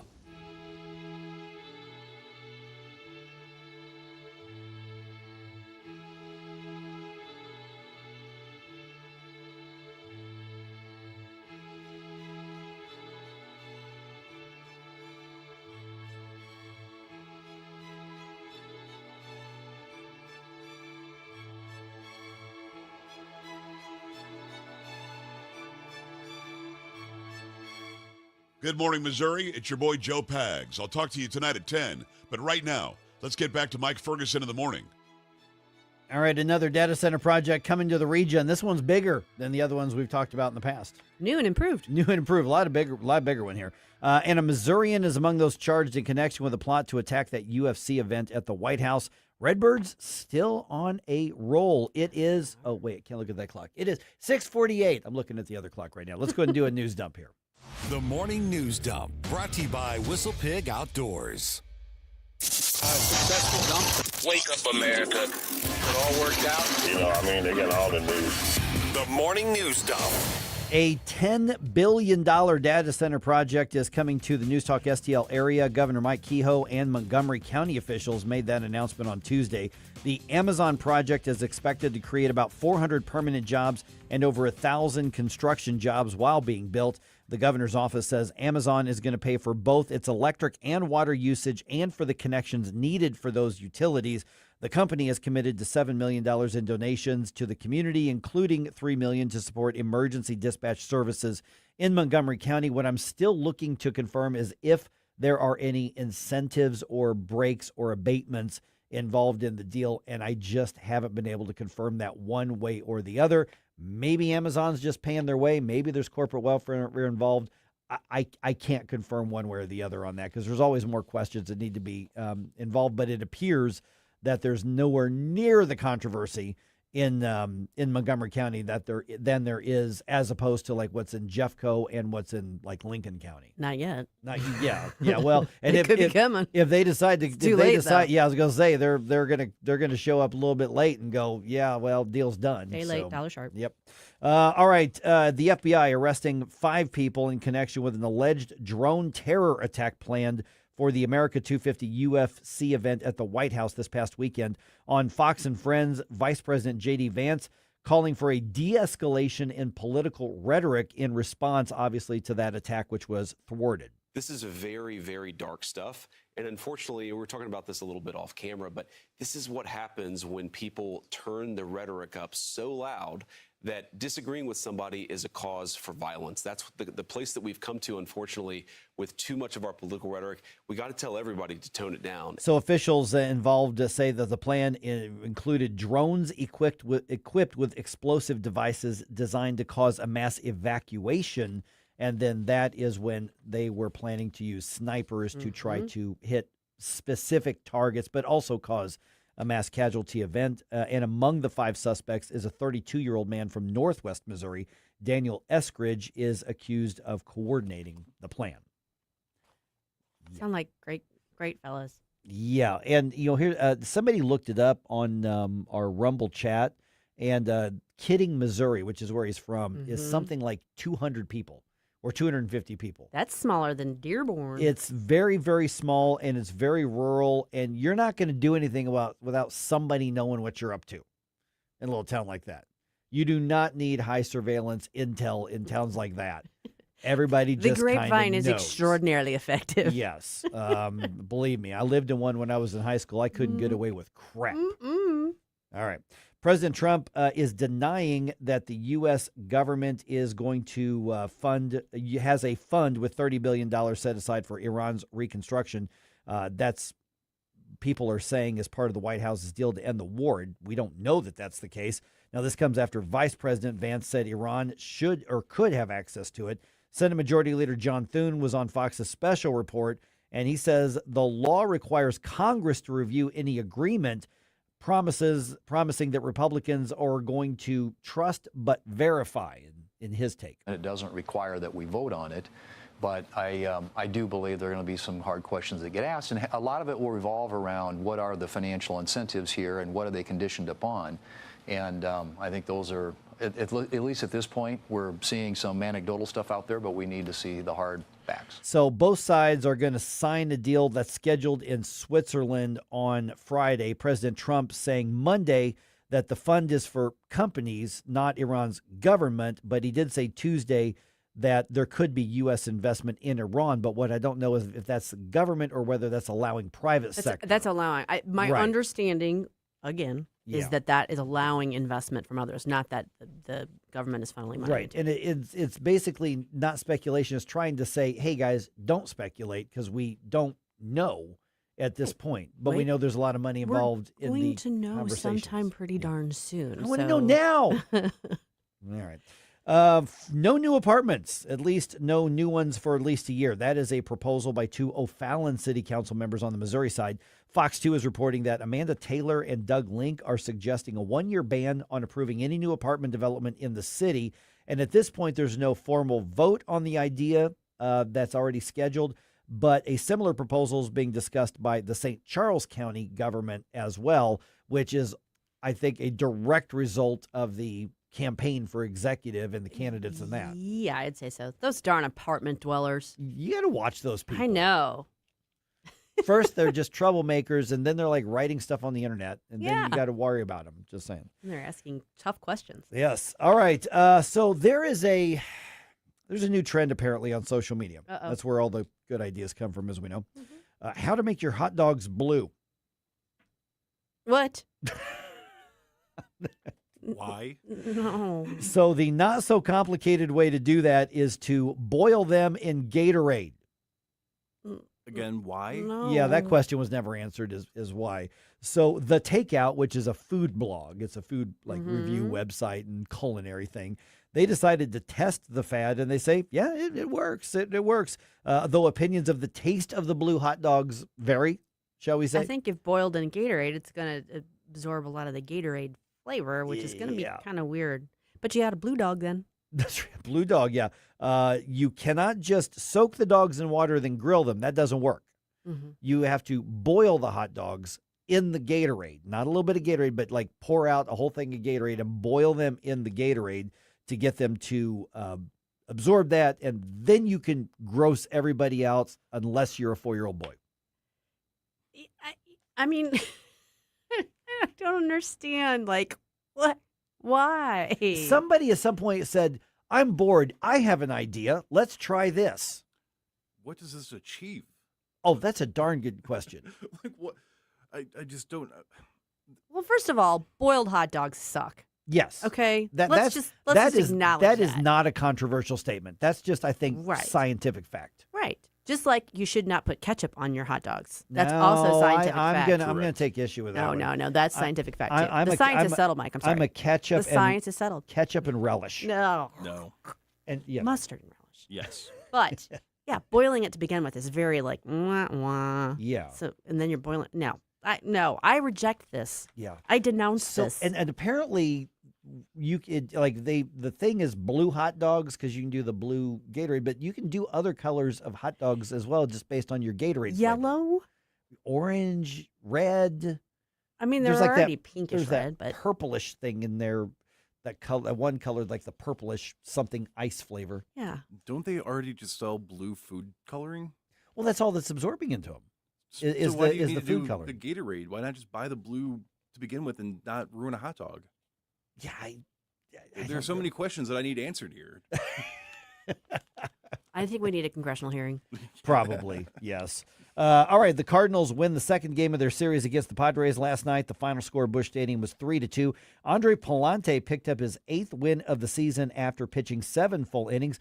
Cardinals, they only gave up like 4 hits, I think it was, which means they've only given up 5 or 6 hits in their last 2 games. Yeah. Pretty amazing. Yeah. I'm a little like, every time I see it, like I get an announcement, Cardinals won, I'm like again? Yeah. Again? Yeah. Okay. So the Birds are going to try for the sweep this afternoon. Game time is at 1:15. Kyle Leahy going to be on the mound. The Cardinals are now just 4.5 games behind the Brewers in the Central Division, second place in the Central. They are outperforming what like all of the so-called experts and the non-experts like me thought so far this season.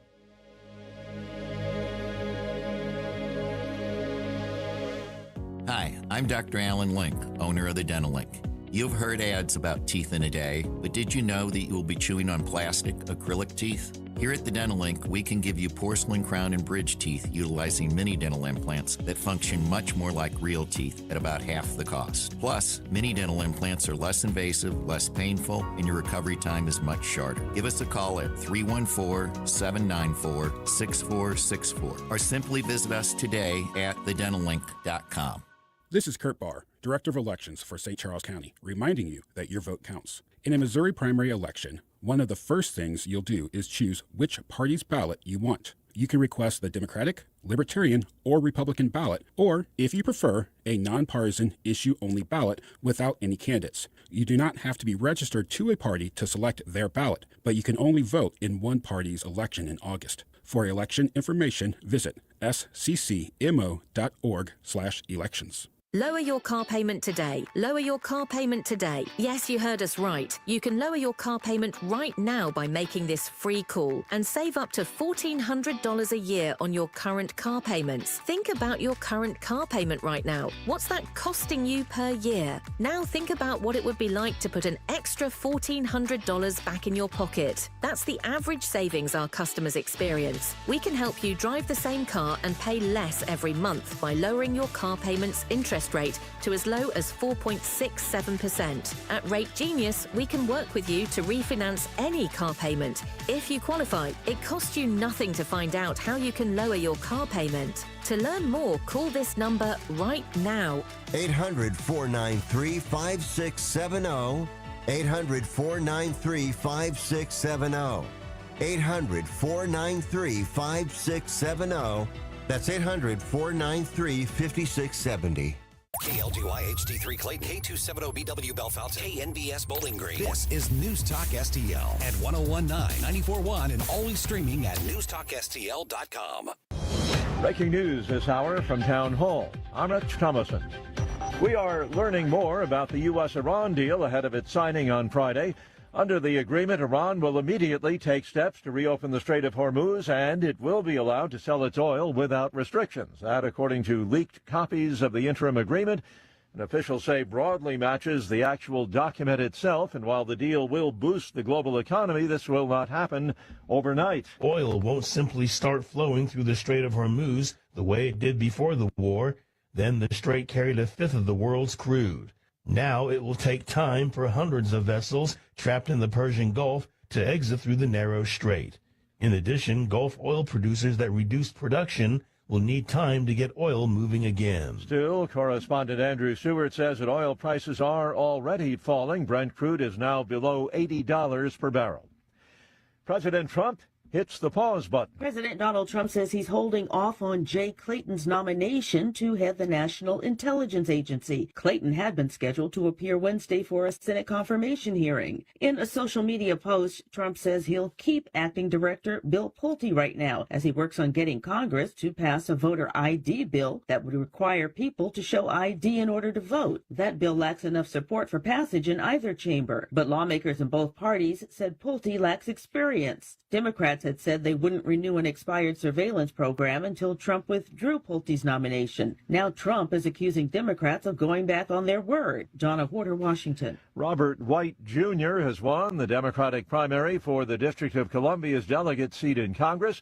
18-term Representative Eleanor Holmes Norton is retiring. Watching Wall Street, the Dow futures down 18 points. NASDAQ futures are up 151 points. More on these stories at townhall.com. We all hear the radio ads about the IRS. They tell you to be afraid, to be scared, and they try to frighten you into calling. I'm not here to do that. Tax Relief Advocates is different. TRA is here to tell you that if you owe money to the IRS, whether it's $5,000, $50,000, or $500,000, we have a solution. It doesn't matter if you're sitting in your car, at work, or with your kids. No matter where you are, call now. 800-583-0141. Don't lose hope. TRA can eliminate or reduce what you owe to the IRS. Generous programs are now available that can give you a fresh start. Our passion is taxes and helping individuals fix their IRS problems. We have over 1,000 five-star reviews on Google and an A+ with the Better Business Bureau. You don't need to be afraid of the IRS any longer. End your tax nightmare today by visiting us online at TRA.com or call 800-583-0141. That's 800-583-0141. Tax Relief Advocates. Real solutions for real people. From the News Talk STL Weather Center. Strong to severe thunderstorms possible this evening, but ahead of those storms, it turns hot, humid, and windy. A wind advisory this afternoon, some gusts out of the southwest up to 45 miles per hour. Meanwhile, temperatures spike to around 92 for the high. Let's be prepared for thunderstorms in the metro area from around 7 to 10 p.m. Wind, hail, tornadoes all on the table. And then rain chances wind down quickly overnight as we drop to a low of 69. A spot shower or two around Thursday, much cooler at 79. From the First Alert 4 Weather Center, I'm meteorologist Matt Chambers. This hour of News Talk STL brought to you by Window World of St. Louis. For replacement windows, doors, and siding, call 800-GET-WINDOWS. That's 800-GET-WINDOWS. To have a roof over your head, a nice roof over your head, is very important. That's Rick talking about his experience with Rhino Shield ceramic coating. We got Rhino Shield 18 years ago, and they were very cooperative on getting us the right paint. They were in and out and done in no time. Once it was finished, looked great. We were very happy with it. The main reason Rick called Rhino Shield is because it's backed by a 25-year transferable warranty. We've watched a lot of people get their house painted 3 or 4 times, and we haven't had to do any of it. I don't know about you guys, but I don't want to have to paint it every 5-7 years. Take a tip from Rick and put down the paintbrush and call Rhino Shield for your free evaluation. 877-25-RHINO. 877-25-RHINO. Or visit 877-25rhino.com. We got Rhino Shield 18 years ago. Financially makes sense, especially if it's going to last like this did. Still looks great. Call now. 877-25-RHINO or 877-25rhino.com. No paint, don't Rhino, go Rhino Shield. Never paint your house again. Rhino Shield. Mike Ferguson. What is that private pile? Sir, jelly donut, sir. A jelly donut? Susie Moore. Mama don't like tattletales. Get up, St. Louis. So it's time to get out of bed. Pour yourself the greatest cup of Kofifi the world has ever seen. Rise up with one voice, drain the swamp, and take back our country. Today's the day we're going to do it, and it's time to do it right now, believe me. Mike Ferguson in the morning on News Talk STL. All right, one of the fastest growing areas of the metro, obviously Jefferson County. Yeah. Yep. St. Charles County has had a population growth for years now. They're trying to figure out, I think, how to throttle it almost. And then Jefferson County is just kind of a go-to place. I mean, people leave in St. Louis County, people leave in the city. And come November, voters are going to decide who's going to lead Jefferson County in that area into the next phase of whatever the growth is going to be and whatever Jefferson County is going to look like. And Tim Whitney wants to be that person. So he is running for county executive, and he joins us right now. And Tim, good to chat with you. Appreciate you being on the program here. Let me start with that basic premise. Jefferson County, a lot of demand for people wanting to move to Jefferson County. We're talking businesses, we're talking, families, we're talking retirees. There's just a demand to get out of some other areas and get into areas like yours and like Lincoln County and like St. Charles County.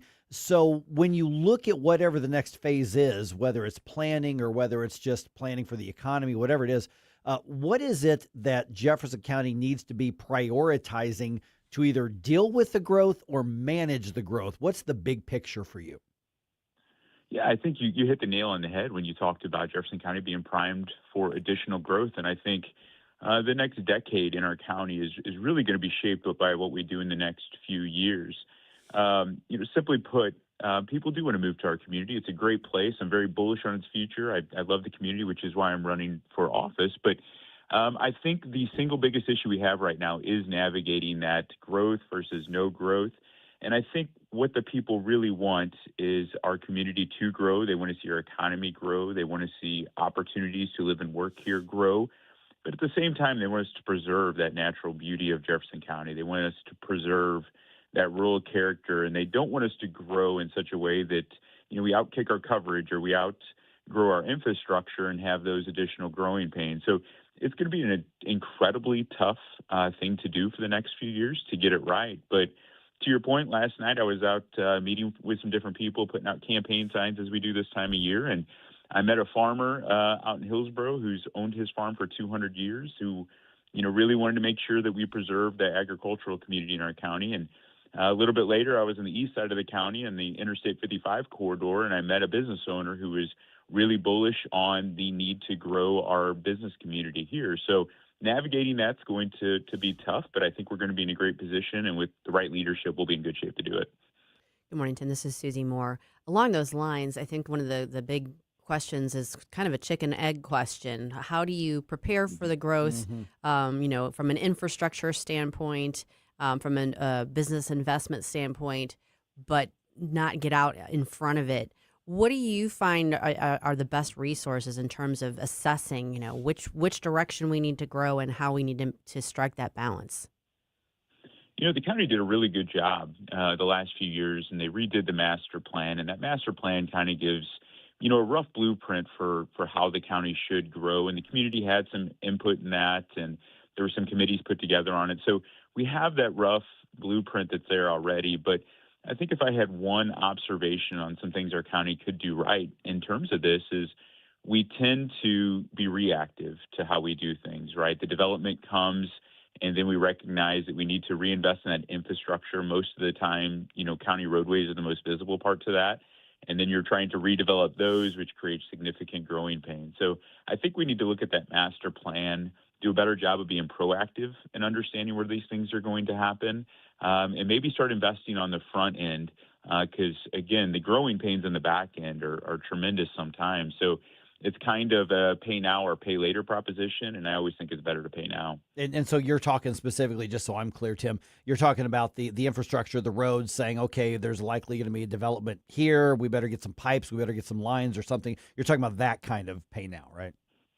Yeah, absolutely. And at the same time, we have, our fire and EMS services, our local districts, so they're not controlled by county government, but having those conversations with those districts as well so that our public safety infrastructure is in place and they understand the places where we're most likely to see growth or where there is conversations of future growth. So it's bigger than just roadways. It really does go into your water districts, working with your partners in public safety and all those things because, again, being reactive sometimes creates larger pains than we were proactive. You kind of anticipated my next question, and that is the public safety aspect of this. Law enforcement obviously is a integral part of any community's growth and how to make sure that you have a community that everyone wants to be part of. How do you find how do you all partner with law enforcement, or how do you envision partnering with law enforcement to help that on the public safety front? Because when you have an influx of population, sometimes you bring an influx of crime. Yeah, and Tim might have some thoughts on. I know. I figured he might. Might have some thoughts on law enforcement in particular. Yeah, and so to that point, I've been with the sheriff's office for 24 years. My current role is I'm the undersheriff and chief financial officer. So law enforcement is near and dear to my heart, and I believe that the community is the basic foundation of a community. Really is public safety, and it is understanding what those needs are going to be. With an increased population comes an increased need for services.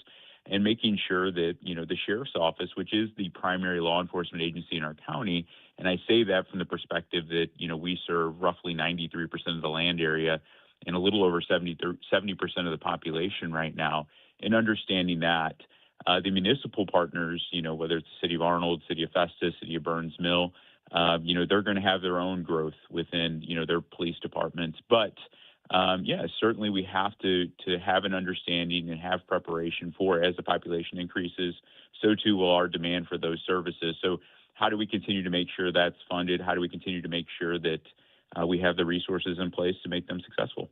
Okay, I've got another quick follow-up question on the development part of this. Are there types of industries and businesses that you think Jefferson County should target, or just look for whatever the market brings? And then conversely, are there types of growth that you would not want to see in Jefferson County?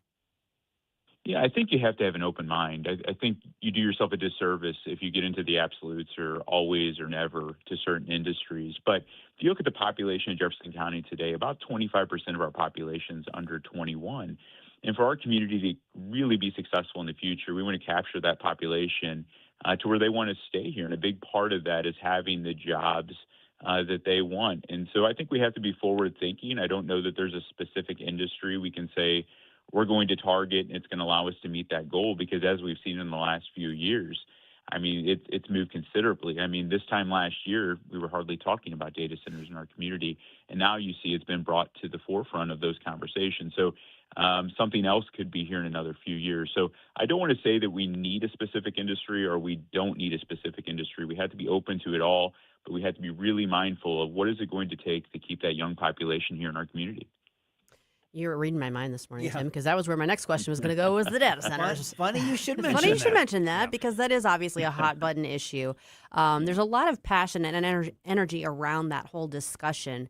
And, obviously local leaders are having to kind of navigate their way through a very difficult, heated discussion over it. What do you envision as the way to strike the balance there, where you're, wanting to encourage the technological advances, the investment in the community, but assuage people's concerns about potential safety, pollution, that sort of thing? Yeah, I think without a doubt, it is an emotionally charged issue. Whether you're for or against them, it tends to be very emotion-based. Some of the numbers I've seen down here, it's about 50% one way or the other on the issue. And then when I'm out meeting people, it's about 50% one way or on the other issue. So we really need to strike that balance. I don't think that we should take a position of always yes to data centers and always no to data centers. I think the reality, as always, is somewhere in between that, right? I think there are times when, data centers or similar industry could be a fit for a part of the community. And I think there's times it absolutely will not be a fit for the community. So we have to be open-minded to it. But I think the first step to all of it is making sure we're communicating, right? It all comes down to communication. When people feel there are surprises or they feel that, they were led a different direction, that creates mistrust. So I don't believe that the answer to it is in either of the, absolutes of yes or always no. It's really finding that balance in between, which, as you can see, in an emotionally charged issue is tough to do sometimes. We're visiting with Tim Whitney. He's running for county executive in Jefferson County. Tim, I've just got a minute or so left. So then how do you find that? Because, if you got a 50-50 split, that's the worst place that an elected official can be, knowing that you're running the risk of, ticking off half of your community, even if you think you're doing the right thing. So what would be the right parameters that you would want to communicate, or what would be the right parameters to say this is at least worth looking at without committing to whether you want to do it or not? But what are some of the parameters that would have to be in place? Because this is, like Susie said, this is what's there right now. This is where the debate is right now. What would you want to see from a proposed data center project, in anywhere in Jefferson County? Yeah, I think first and foremost, it's leadership, right? You talked about the 50-50 split and that being the toughest thing, and, either way you're upsetting people. But I think that's leadership. I think good leaders recognize that and they work through it. But specific to your point about what it would take, the county's done a great job of putting together some ordinances that do protect our community, right? From an environmental standpoint, from a zoning standpoint, everything from standoffs, all those things that need to happen. So I think at the end of the day, what we need to do is follow the ordinances that we have in place that do protect the community, and at the same time really listen to the community, because if there is a location or there is an area where there is a proposal for one, we really need to evaluate, where that is. Is that in an industrial corridor or is that in a more residential corridor? The public is going to tend to be more acceptable and, ready to champion a project like that if it's in an industrial corridor. So that's got to be kind of the starter, but it all comes down to communication, how we communicate with the community. All right, Tim Whitney, running for county executive in Jeffco. Appreciate the time. What's the website? What's the social media people want to check you out? Yeah, obviously I'm on Facebook. It's whitneyforexecutive.com. And, you follow us there, and we'll keep everything updated. Thanks, Tim. Thanks, Tim. All right, thanks. All right, a Missouri man is among those accused of being part of the plan to attack the UFC event at the White House. We've got the details on that coming up at 7:20. Don't try to make me stop, no inspiration. You have a soul so dark, it is no more. Mike Ferguson in the morning. I like it, but they're going a little overboard with the dancing. On News Talk STL. Stop right now. I have had enough of this. All right, we were talking about using farmland to feed livestock, which means for me, feeding our burgers, because I'm a burger fanatic, and I have the place for you if you are a burger fanatic too. It's Harpo's Chesterfield. It's got great food and great fun from the heart of West County for over 20 years. They're the perfect neighborhood bar. They're close. They're convenient. It's got a great sports bar atmosphere. In fact, last Friday, you could have hung out with the crew at Harpo's Chesterfield and enjoyed watching the World Cup game. You can do that again this Friday, I bet.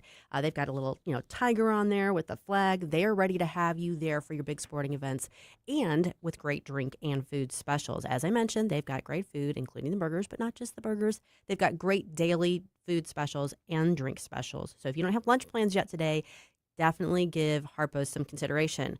You can check out their Facebook and their Instagram pages, Harpo's Chesterfield. They'll let you know what events they have coming up. They've got a friendly, energetic staff. They deliver fun food and drinks like no one else.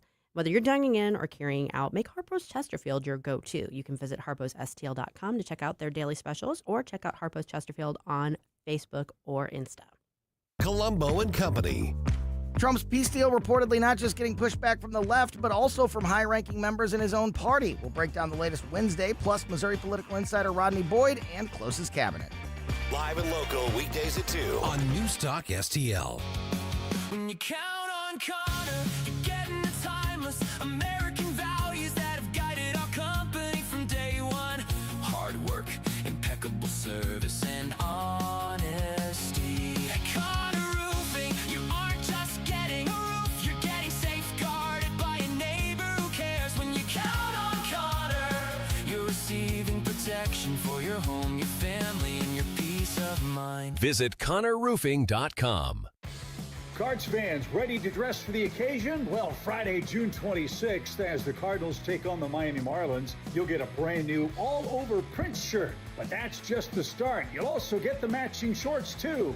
It's not just a shirt, but a full summer set that brings a tropical twist to game night and makes waves in the stands. Available in medium and XL while supplies last. More details and tickets now at cardinals.com/promotions. The weekend starts here. Grab your crew and kick it off at Friday Night Live at Busch Stadium. Every Friday night home game, Budweiser Terrace turns into the hottest happy hour in the Lou with $5 beers, $5 hot dogs, $7 margaritas, live music, and more all game long.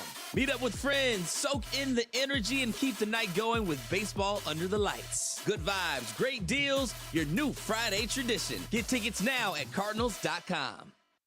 St. Louis's place to talk. Freedom of speech is one of the anchors of our society. News Talk STL.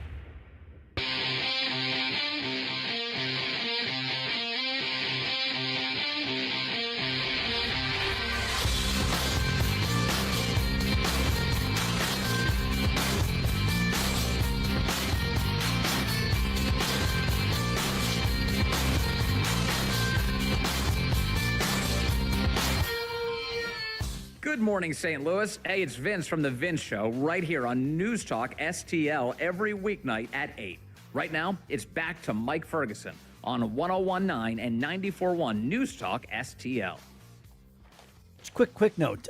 We've talked a lot about our video stream. Of course, I mean, obviously at 94.1 and 101.9 and the News Talk STL app, which is free that you can take anywhere. Rumble and YouTube, because we actually had a little bump in people. We don't talk about YouTube a lot just because YouTube hates us. Because they keep throwing us off because we're conservative and free market and whatever. But if Rumble in particular, on your smart TV, there's a Rumble app on that you can get for any of your smart TVs. So we could actually be your morning show, regardless of where you are. So look up Rumble. Then you don't need an account on Rumble. Just type in News Talk STL, and then you can check out all of our shows for free.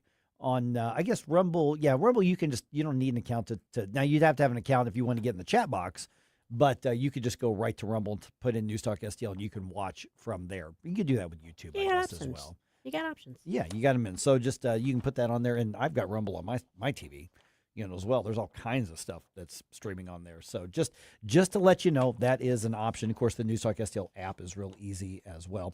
Okay, a Missourian is among those accused and now charged in connection with the plot to attack the White House UFC event. I kind of struggled with this. I'm not going to lie, guys. I kind of struggled like, okay, how much attention do we give this? Because I don't want to put the spotlight on people who are trying to do harm and risk, the copycats or glorifying. We're not glorifying. These were at least 5 people. Now, I've read reports from the DOJ and others who say they think there was upwards of maybe 23 people involved, but 5 people who appear to be kind of the ringleaders online have been rounded up. They've been arrested. They've been charged. And I think there's a point to why the Department of Justice is going public and nationally saying, by the way, there was a plot to hurt and kill a lot of people at the White House. And we stopped that before it got to that point. It doesn't look like any of them made it to Washington, D.C., but they were serious about hurting people. They were serious about killing people. Yeah, this wasn't just, idle talk. It was a plan that they were putting together. So, I mean, I'm glad that they were stopped in their tracks. Well, there's also the fact of how organized it was. They were specifically figuring out the logistics of where to go. They actually had what they were considering teams of people with specific roles, and they did some training. At least one of them went down to Mexico in the desert, and they were doing some training and practice. And so, if they're suspecting, if DOJ is suspecting that there are upwards of 20 people, and we only have 5 charged, that's still 15 people that were involved in this. Who knows what they're up to right now? Yeah, and I also thought it was interesting that they essentially said, here was their plan. Yeah. Basically put something explosive on one or more drones, fly it in or at or near the UFC event, cause an evacuation, and then as people are being funneled out through security checkpoints and that sort of thing, then you can target whoever you want to target, and if you can't find them, then you can just start picking people at random. Right. And that was the plan. Sinister. I mean, Kash Patel, the DOJ, they have all said this is what they wanted to do. Everything at the White House, everything with top political leadership, regardless of who's in office, is the subject of plots at any given time. Yes. There's always somebody wanting to hurt. Now, it's ramped up a lot in the past several years. So it's more intense now, but this is nothing new. But there was something that stood out about this one that Kash Patel and Todd Blanche and all of the others, J.D. Vance, Vice President J.D. Vance, decided that they said, we're going to let everybody know about this. And the press release they put out has the photos of, for instance, the firearms and the ammunition and the everything that they were buying, and snapshots of some of their online chats and their discussions, basically making it clear these guys were serious about it. They may not have been capable of executing it. We don't know, but they were taking the steps, and they were arrested, not even a week before the UFC event itself. Just a few days before. Yeah. And they've been planning that since early May. So there was weeks of them actively trying to recruit, and also taking the time to figure out what they would all need to gather and where they're going to rendezvous at.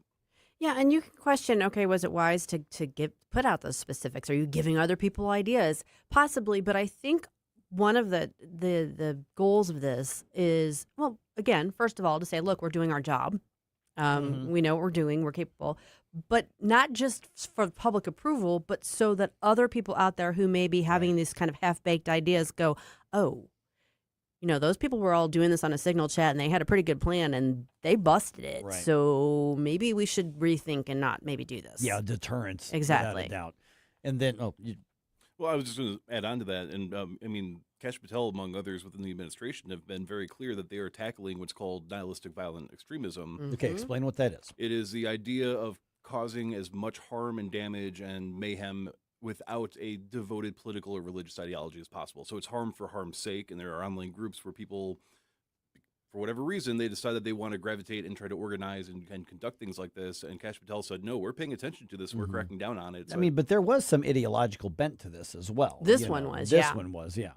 Yeah, but in general, these sorts of things are still being busted all over the nation right now. And I think this is a good way of reminding these groups, you're not going to fly under our radar. We're paying very close attention to this sort of thing. Right, and the other thing it highlights is just the fact that there's this sort of sickness. There's this sort of spiritual sickness that is pervasive, and it actually grows and reinforces itself online in these online groups. And not that, I mean, I'm all about freedom, but freedom has responsibility with it too. And that means not, making murder plots and assassination plots and that sort of thing.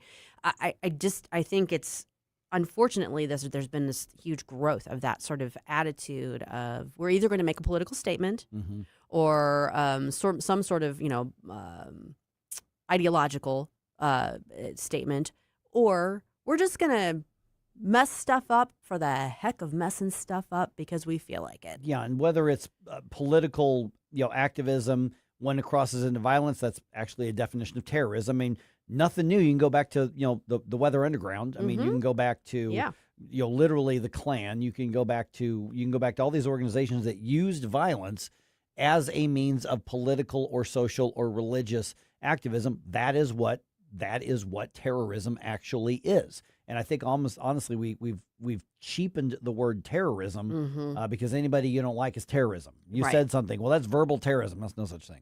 Unless the threat of violence is involved here. And in this particular case, we're getting, digging through their chats and some of their, I guess, presence online. And there was the whole anti-capitalist kind of thing, which we've seen over the years, whether it was Antifa or Occupy or any of those. But then there's always then it comes back to the usual things. Well, they were friendly with Israel. They took money from AIPAC. And so basically you've got that ugly anti-Semitism that so many of us keep warning everybody about and don't think for a minute that it is just on the left. So we're seeing it on the right. We're even seeing it in St. Louis on the right in some areas here. Yeah, no, I mean, it's just, I don't know. It highlights the fact that there's, I don't know. I'm trying to think of how I want to say this. When these ideas go unchecked without someone just saying, hey, guys, like, slow your roll. Think about what you're talking about. And they've lost their way. And so then they think the answer is something like this. These guys in particular are going to find out or are finding out that that's not the case. But it is very troubling. And at least kudos to, investigators and law enforcement who were able to foil this. They deserve props for that because, that was my big concern about this past weekend was, is something going to go wrong? Like, is something bad going to happen? Yeah, 'cause there was a lot of people and a lot of very rich and powerful people on the White House grounds. A lot of them. A lot of them. And, groups like this, they've got their ideological thing, but you understand that they're basically the amateur version of Hezbollah, the amateur version of Hamas, the amateur version of Al-Qaeda. And that these are the American wannabes of those, and they probably detest those groups, but that's basically what you devolved into when you get caught up in this kind of nonsense. Yeah. Well, on a more positive note, we are going to be celebrating our 5th birthday as a radio station. It is News Talk STL's 5th birthday coming up here on the 26th. That would be Friday here coming up in next Friday. Week from Friday. Week from Friday. Week from Friday. And we are going to celebrate it properly by hanging out with the retro nerds at Frankie Martin's Garden. That will be going on from 7 to 10 p.m. on the outside stage. It is an all-ages party, so bring the kids, bring the grandkids, bring your friends. Come hang out with us and have a good time. You can find more information on that at newstalkstl.com/Frankie Martin. How much are we charging to get into that? Well, I'm going to be charging my own fees, but the event is supposed to be free, so just avoid. So if Jerome says, "Hey, $5 to get in," I'm the bouncer. You're like, "No, you're not," and just walk past him. $0. Yeah, $0. There's not much I can do to stop Yeah, I that. mean, bring something for the food trucks, but yeah, go. Yeah.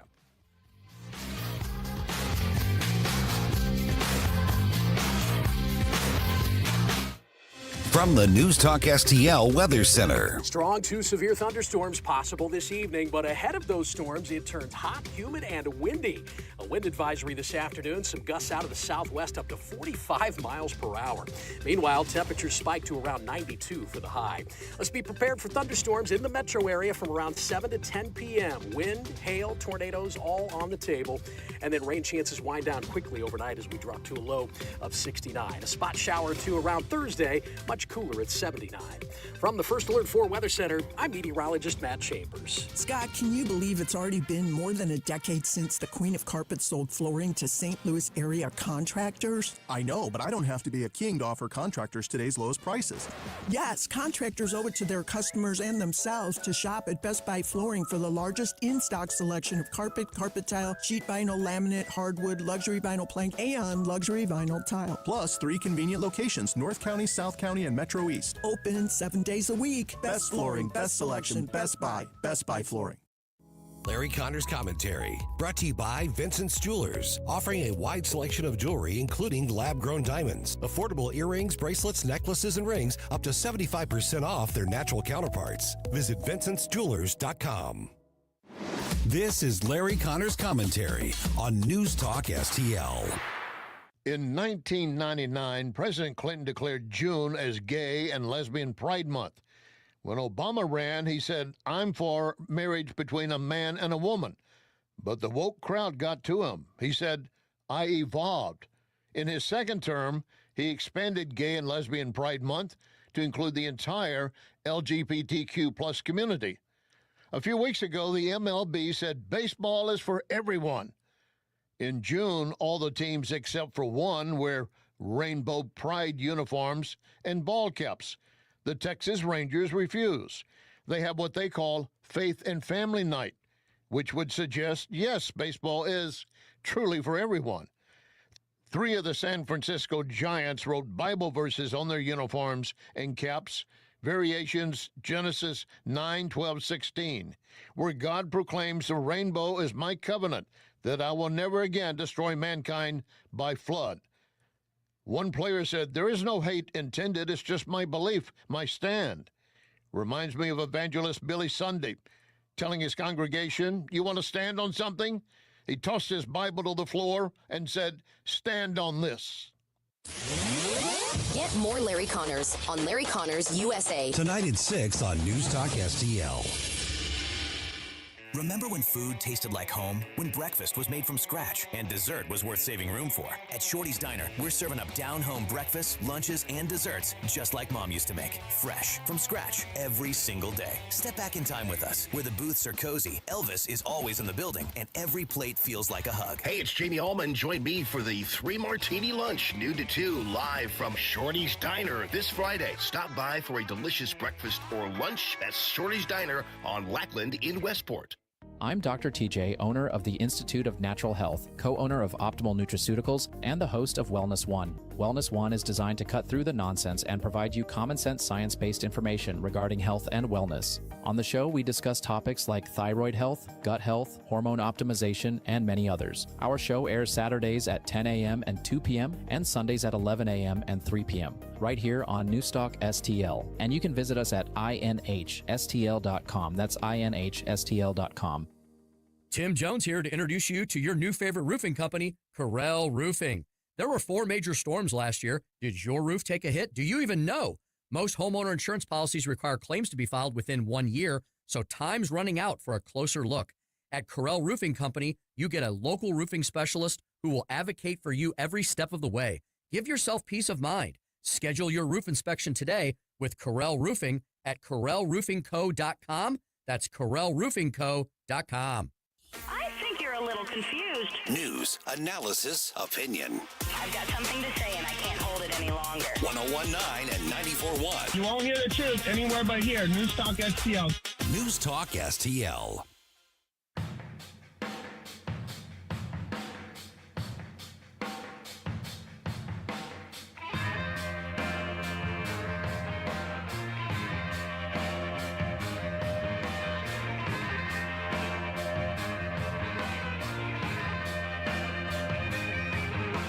The Mike Ferguson Show is one of my favorite programs.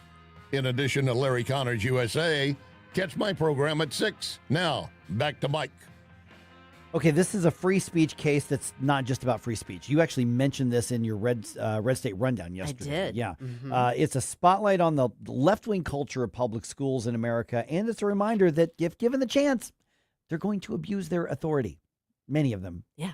And Jennifer wrote this just with the receipts, what happened with this young girl in, I guess this was one of the Carolinas, I think it was. Yeah, Charlotte Mecklenburg. And Jennifer Oliver O'Connell from Red State joins us right now. I want to start with that piece you did yesterday, Jennifer. Charlotte school learns expensive lesson after smearing student over Charlie Kirk tribute. And we've seen, I mean, it was not hard, Jennifer, right after Charlie Kirk's assassination to go find examples, libs of TikTok and some of the others that found examples of just horrendous behavior and statements from, public school administrators and teachers and staff members all over the country. But in this case, you had a young girl who got permission, wrote something patriotic inspired by Charlie Kirk on a rock on the campus. And then all of a sudden the school changed the story and kind of drugged this girl through a bunch of crap on this. Give us the timeline or not the timeline, but kind of the chain of events here. Yeah. Hello, Susie and Mike. Good morning, and thanks for having me. Gabby Stout. I was going to say Brittany Stout. No, Gabby Stout is the student at a high school in the Charlotte Mecklenburg School District, which is known to be very left-wing, very liberal, like sadly a majority of big city school districts. Mm-hmm. And so Gabby, as you said, got permission to paint the Spirit Rock, was expressing her heart and her patriotism. What she wrote was 1776 and, something along the line, a scripture, and then be like Charlie. Mm-hmm. Nothing controversial or horrific about that, nothing political about that. What was bad is that not only did they pull the rug out from under her and assuming it was vandalism and immediately painting it over, but they tried to publicly shame her. They told her you're going to have to write an apology. They announced it all over the PA that this is vandalism and we're calling the police and we're investigating. It's like there's one thing to call a student out and, point out their behavior. It's another thing to publicly shame. And so they wanted to make a statement, and they're paying for that statement. Okay, let me ask a real quick follow-up because I know Susie's got something here, Jennifer. And so this is not a case of, I just want to make sure I'm covering the bases. This is not a case of, somebody approved it, but somebody else didn't know that it was approved. The right hand didn't know what the left hand was doing. This was, oh, crap, we've got to save face here and throw the kid under the bus. Bingo. Okay. Bingo. Everybody knew about, every administrator in charge knew about this. She followed the law, the proper procedures to do what she did, as well as other students in the past and other groups in the past have been allowed to paint that Spirit Rock that were overtly political. The hand symbol, the raised fist symbol, mm-hmm. Black Lives Matter, all of the LGBTQ. They were allowed to have their Spirit Rocks painted and plotted and blah, blah, blah, blah. But this symbol, beyond the pale. And again, hours later, this was hours after she had painted it that they did this. Not a day, not 2 weeks, hours. Well, and to your point, I mean, if it had been one of those situations where one administrator approved it, but others didn't agree with it, so they kind of, went back on their word, if you will, that'd be one thing. But it wasn't just that they said, no, you don't have permission. It was, you vandalized this and we're calling the police. Mm-hmm. That's what I don't understand. Like, why would the school get law enforcement involved on something that at most, the worst case scenario was a disagreement amongst the decision makers? Exactly. It was an egregious cover-up, and it was also, as the lawsuit pointed out, a gross violation of her free speech expression. Yeah, and they should not have jumped on that and gone with it the way they did. Yeah, and that cost them, which we'll get to in a minute. But I also read in your article, Jennifer, that the school demanded she turn over her phone, and they went and searched through it. On what planet does the public school have the authority to confiscate your phone and demand access to go through it? The answer should be no and screw you. principal or Exactly. teacher. That's the answer the student should give to the authority if they try that, in my opinion. Not Most just no, but the definitely. most disrespectful no possible. Yeah, yeah. I'm assuming this is still the South, North Carolina, so I'm assuming they were respectful, but the Stouts said no. She did not write a letter of apology. She was not handing over her phone. The Stouts said we're getting lawyers involved, and Alliance, I believe it was the ADF, Alliance Defending Freedom, did their thing. Yeah. And so now the school district is paying a settlement for that. Yeah. Mhm. Yeah, 95,000. Yeah. As Congratulations, taxpayers. As well as and not just that, a change in the policy, which, as far as I'm concerned, is also important. That and shows Gabby Stout's mindset that it's not just about me. I don't want anyone else to have to go through this. Yeah. So they had to rewrite their policies in order to reflect that we're allowed to do this. We shouldn't be allowed to do that. Yeah, I mean, if you're not going to allow one perspective, then don't allow any. If you're going to allow one, then allow the others. It's just that's simple. We're visiting with Jennifer Oliver O'Connell from RedState.com. There were some elections yesterday. Interesting results in Georgia, I thought. And, of course, the media wants to make so much out of President Trump's endorsements on this, but that's just one part of the story. What are we taking away from Georgia? Because these were really closely watched. They were. I think they split the baby in a sense because Collins had Trump's endorsement as well, and he won fairly well. Jones had Trump's endorsement too, and he lost. So, as well as Jones was a part of that entire Rassberger and Kemp administration that through the awful 2020s, all of that mess. So I get the impression that Georgia was just like, okay, we need to get rid of whoever was involved in that issue, and that includes you, Lieutenant Governor. So bye-bye. We're going to go with the billionaire. Yeah, Jennifer, I wondered about that. The common denominator, I mean, obviously Trump endorsed both the Senate candidate that won and the gubernatorial candidate who lost. So what else was different? Well, the difference was Governor Kemp also endorsed the the gubernatorial candidate who lost, and there was that tie-in to the Kemp administration and Brad Raffensperger, all of that. So you do have to wonder, was this Georgia Republicans, who are a little squirrely, let's just be honest, in terms of trying to pin down like where they're headed, was this their message to basically the Georgia GOP establishment that we're time for something new and different? I'm with you, Susie. I agree with you. They just said we need to wash our hands of that whole 2020 mess. Anybody associated with Kemp needs to go, and therefore with Kemp, and it was a last-minute endorsement too. Maybe Kemp would have done him better not to endorse him. Yeah. But he endorsed him, and they were just like, okay, if Kemp is endorsing him, we love you, Trump, but we got to step away from this. It was funny. One of the AP headlines that I saw on this is what was it? Basically, it was, what does it cost to overcome a Trump endorsement? $100 million. That's a pretty hefty price tag. That was one of the news headlines that I saw about that. Not accurate. Well, Jennifer, you are, of course, a resident of Alabama these days, and you all are getting a new senator as well. And so you also reported on the outcome of that election. That had an interesting twist because while Barry Moore, who was the Trump-endorsed candidate there as well, did win, some people kind of jumped the gun on that one. Yes. Am I allowed to mention them, or will you guys get sued? You're allowed to. Major media outlet, Fox News, basically ran a pre-write, and we know about pre-writes because we do it all the time at RedState, Yes, we but we don't make them public. Oops. Saying that Jared Hudson, who was the favored candidate in the race, the media favored candidate, I'll put it that way, in the race, had won the Senate election, and the polls were all over the place for this candidate. And he was a conservative, or he claimed to be, all of that.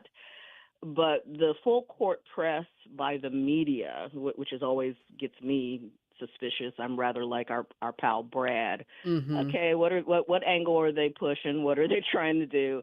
He was just way too media savvy, way too being promoted by certain media types. And when he was actually called on the issues, I actually, I got the great privilege of, going to some of these forums and hearing him. And I asked him a direct question, actually, and he bounced all over it. He wouldn't answer a direct question. This is Jared Hudson. So the fact that they were promoting him was very suspicious. And, I know everybody's into this anti-incumbent fervor, but not every incumbent needs to go. No. And Barry Moore is a quality candidate. He's been a quality representative for his area. And so it's a good thing that Fox News got it wrong, as well as that the Alabama people got it right. And yes, I took screenshots. Yeah. So basically, I have those in my back pocket next time we get criticized or something. Oh yeah. At least we didn't Good send out an job. alert on this. So it's basically 2026 version of Dewey defeats Truman. That's exactly what it was. Yeah, most definitely. That was part of a headline, a snafu that involved Dewey defeats Truman. Oh, my goodness. All right, Jennifer Oliver O'Connell from RedState.com. Find your work there at RedStateWealth.com. And then, Jennifer, people want to follow you and connect with you. They do it how? As the Girl Turns on all media platforms. We'll talk to you again soon, Jennifer. Talk to you soon. Thanks. Thanks, Jennifer. Hey, Jerome let you know this earlier, but in case you forgot, do you know what today is? Bump Day! I guess sometimes it's gonna. So at some dumb point, that that's we gonna do that get every week. old, but it's kind of fun. I don't why know. not? Why not? That's our poll right now. Mike. We haven't done that one in a while. I know. Well, anyway, it is Bump Day, and the reason we call it Bump Day is to remind you that Friday is coming up, Flashback Friday, and we want your bump music requests. You got to turn those into Jerome. And what is our theme this week? Do we know? Songs that remind you of your loved ones. Oh, that's interesting. Okay. Sweet. Okay. Charming. Right. So get those requests into Jerome at NewsTalkSTL.com. And I think if we ever didn't do the Bump Day, I think there'd be a revolt. What's wrong with you guys? Yeah. Mm-hmm. Where is it?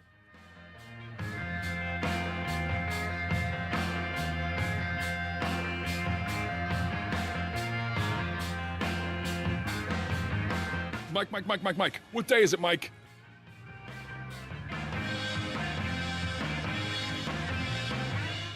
We love our Mario's Donuts around here. We talk about that all the time. We get Mario's Donuts in here, and sometimes, even though I'm like on the fitness and the health train, you just need a donut every once in a while. A donut is not going to derail you, or even two, which I'll probably do today. I'm just saying is that there is a big difference with Mario's Donuts, and also check them out just off Mugi Road. Huge area. I mean, you think of a donut or a coffee shop, you think of this little confined space where you got to whisper. Listen, they got a lot of room out there. A lot of room to hang out, maybe whip out your laptop and get some work done, or just visit with friends. Cool, funky, a lot of fun, and you can get your breakfast sandwiches. You can get healthy food there. You can get your eggs, you can get your omelets, you can get your gyros, and you can get your lunch there as well. Check out mariosdonutrestaurant.com to get the entire menu. I love hanging out at Mario's. You will too. It's a lot of fun. Enrique owns the place, does a great job with it. Also, in the back there, you've got the wall dedicated to veterans as well. So they are doing the right thing. Local business, delicious donuts. Yes, there's a difference. You have a Mario's donut, you are not going to look at those convenience store ones the same way ever again, and that's a good thing. Mario's Donut Restaurant, listen, right there, right off, like I said, on Mugi Road. Check them out, visit, say hi, tell them that Mike was bragging about them, and thanks them for their delicious donuts. Looking for unbelievable deals? Stop by Overstock Outlet in Lake St. Louis or Warrenton. Open 7 days a week. Discover big savings on a huge variety of merchandise with no hassle. Just great prices. Visit us in Lake St. Louis on Highway N or in Warrenton on Boones Lake. Check out our Facebook page at Overstock Outlet Lake St. Louis. Or go online to OverstockOutletSTL.com. Unbeatable value, friendly service, and you never know what we'll have at Overstock Outlet. This year, America turns 250, and NewsTalk STL is celebrating our nation's semi-quincentennial all year long. NewsTalk STL, #1 for live and local Soros-free talk, with proud supporters of our 250th birthday celebration. DiGregorio's Italian Market, AAA Motor Speedway, and American Family Insurance. 250 years strong, and we're just getting started. 1019 and 94.1 NewsTalk STL. NewsTalk STL is proud to have Doug Voss of Safe Money Radio as part of our lineup each week. Doug has been a staple on the St. Louis radio airways for many years as one of the leading financial experts in the area. You can now hear Doug and Safe Money Radio 2 times every weekend on NewsTalk STL. But in case you miss anything, you can check it all out at DougVossSafeMoneyRadio.com. You could also reach Doug at 844-676-SAFE. That's 844-676-7233. Doug Voss is a registered representative. Securities offered through DHL Securities, LLLP, member FINRA and SIPC.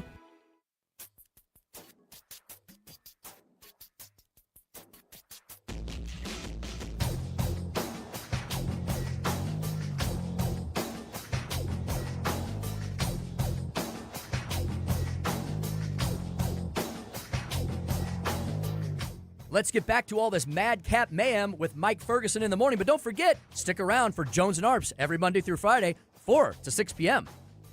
Just want to give you a little preview of what's coming up here in about 15 minutes. We have a lot of Republican congressmen and women on the show here. Former Democratic Congressman Joe Cunningham is going to be on the program here talking, okay, what do the Democrats need to do if they want to appeal for your vote or from the folks in the middle as well? I'm really looking forward to this conversation. I'll give you a little bit of a preview, the affordability issue, but also he's going to be arguing that the Democrats should be talking about making prescriptions more affordable as well. So we're going to have a serious conversation with a former Democratic Congressman Joe Cunningham here in about 14 minutes. Not to be confused with my RedState colleague, Joe Cunningham, who's also joined us on the show in the past. Yes. 2 different guys. Different Joe Cunningham. This one used to be in Congress. Yes. So we'll talk to him in just a little bit here. Another data center project coming to the region, and this one is, I think, the biggest one yet in this part of the state, actually, this part of the entire region on either side of the river. And a Missourian is among those charged in connection with a plot to attack the UFC event at the White House. Redbirds, man, they are on a roll right now. They are. It is 7:53. Let's do another news dump here. The Morning News Dump, brought to you by Mario's Donut Restaurant. The Morning News Dump. Are you joking? Is this a joke? Listen, folks, the Morning News Dump. Now I want a Mario's Donut. All right. A $10 billion data center campus is coming to the NewsTalk STL area. Governor Mike Kehoe and Montgomery County officials made that announcement on Tuesday. The Amazon project expected to create about 400 permanent jobs and over 1,000 construction jobs while being built. The governor's office says Amazon is going to pay for both its electric and water usage 100% and also pay for the connections needed for those utilities. The company is committed to $7 million in donations to the community, including $3 million to support emergency dispatch services in Montgomery County. One of the things that's interesting, Susie and Jerome, is that I could not find any large-scale organized opposition to this in Montgomery County that's anything close to what you're seeing, for instance, in Festus and Jefferson County or questions in Lincoln County or anywhere like that. Well, I mean, some communities like data centers, I guess. Yeah, well, I mean, maybe they're okay with the way this agreement was made. Right. Yeah, and obviously that's a lot of pretty high-paying jobs that are going to be coming to the area. So it's definitely going to be an economic boon to the area. That's going to happen anywhere at the data center. They are economic boons. It's the trade-off that people are pushing back against, saying it's not worth it for that, or it is worth it. And so Montgomery County looks like I'm not going to say a consensus, but there's just really not any big opposition I could find. So interesting, different there. Okay, the FBI arresting 5 people in connection with an alleged drone terror attack that was planned for last Sunday's America 250 UFC event at the White House. On Fox and Friends, Vice President J.D. Vance calling for a de-escalation in the violent rhetoric that we're now attaching to politics everywhere. This is very, very dark stuff. And unfortunately, we're talking about this a little bit off camera, but this is what happens when people turn the rhetoric up so loud that disagreeing with somebody is a cause for violence. That's the place that we've come to, unfortunately, with too much of our political rhetoric. We got to tell everybody to tone it down. Officials say the plan involved using drones equipped with explosive devices to cause a mass evacuation event and then have shooters ready to target specific people or just anybody. Among the 5 suspects is a 32-year-old man from Northwest Missouri. Daniel Eskridge is accused of coordinating the plan. All right, our friends at Channel 4 say this is a first alert weather day. Possibly strong storms will move into the region this afternoon As of now, it's expected to arrive in the St. Louis Metro by 7 o'clock, but could be as early as 5 to 5:30. But here's the thing. Damaging winds and hail are possible tonight, possible tornado watches, maybe even warning. As with any forecast, though, this can change, and it can change rapidly, so make sure that you are tracking the forecast. We'll have updates. Channel 4 has the app. Most phones have an app, but keep an eye on this one. Definitely do. Oh, go ahead, Jerome. No. I just wanted to say, first of all, if you have a place to house your car, and you might want to do that. Yeah. And secondly, this is going to be a very fast-moving storm, so it's even more important to be paying attention to like the radar and stuff, so that you can have a plan, so know where you're going to be, so you can get someplace safe if you need to. Yeah, so could be as early as drive time coming in, but it could come in to the actual metro itself, as in the city and the first and second ring suburbs. Maybe not until 7 o'clock, but somewhere in there, be ready by the time you're leaving work. And I think a lot of people, like last weekend, we were supposed to get bad storms that kind of went around us. It looks like this one's coming right at us. Yeah, I saw a very, very large branch that luckily happened to be the only spot where a car was not parked, but you might want to keep an eye out for any loose branches or anything that could fall from the storm. And better be prepared and go, okay, well, it wasn't as bad as we thought, but just keep an eye on it. Okay, Cardinals win the second game of their series against the Padres. Last night's final at Busch Stadium was 3-2. Andre Palante picking up his 8th win of the season after pitching 7 full innings. He only gave up 4 hits in those 7 innings. The Birds are going to try for the sweep this afternoon. Game time 1:15 with Kyle Leahy on the mound for the Cardinals. Cardinals are still in second place in the NL Central Division. They are 4.5 games behind the Brewers, and so that means over the past couple days they've gained a full game on the Brewers, and the Cardinals just outperforming what everybody thought they were going to do at this point. Kyle Leahy with 8 wins. We're not even at the All-Star break. He's on pace for 20 wins.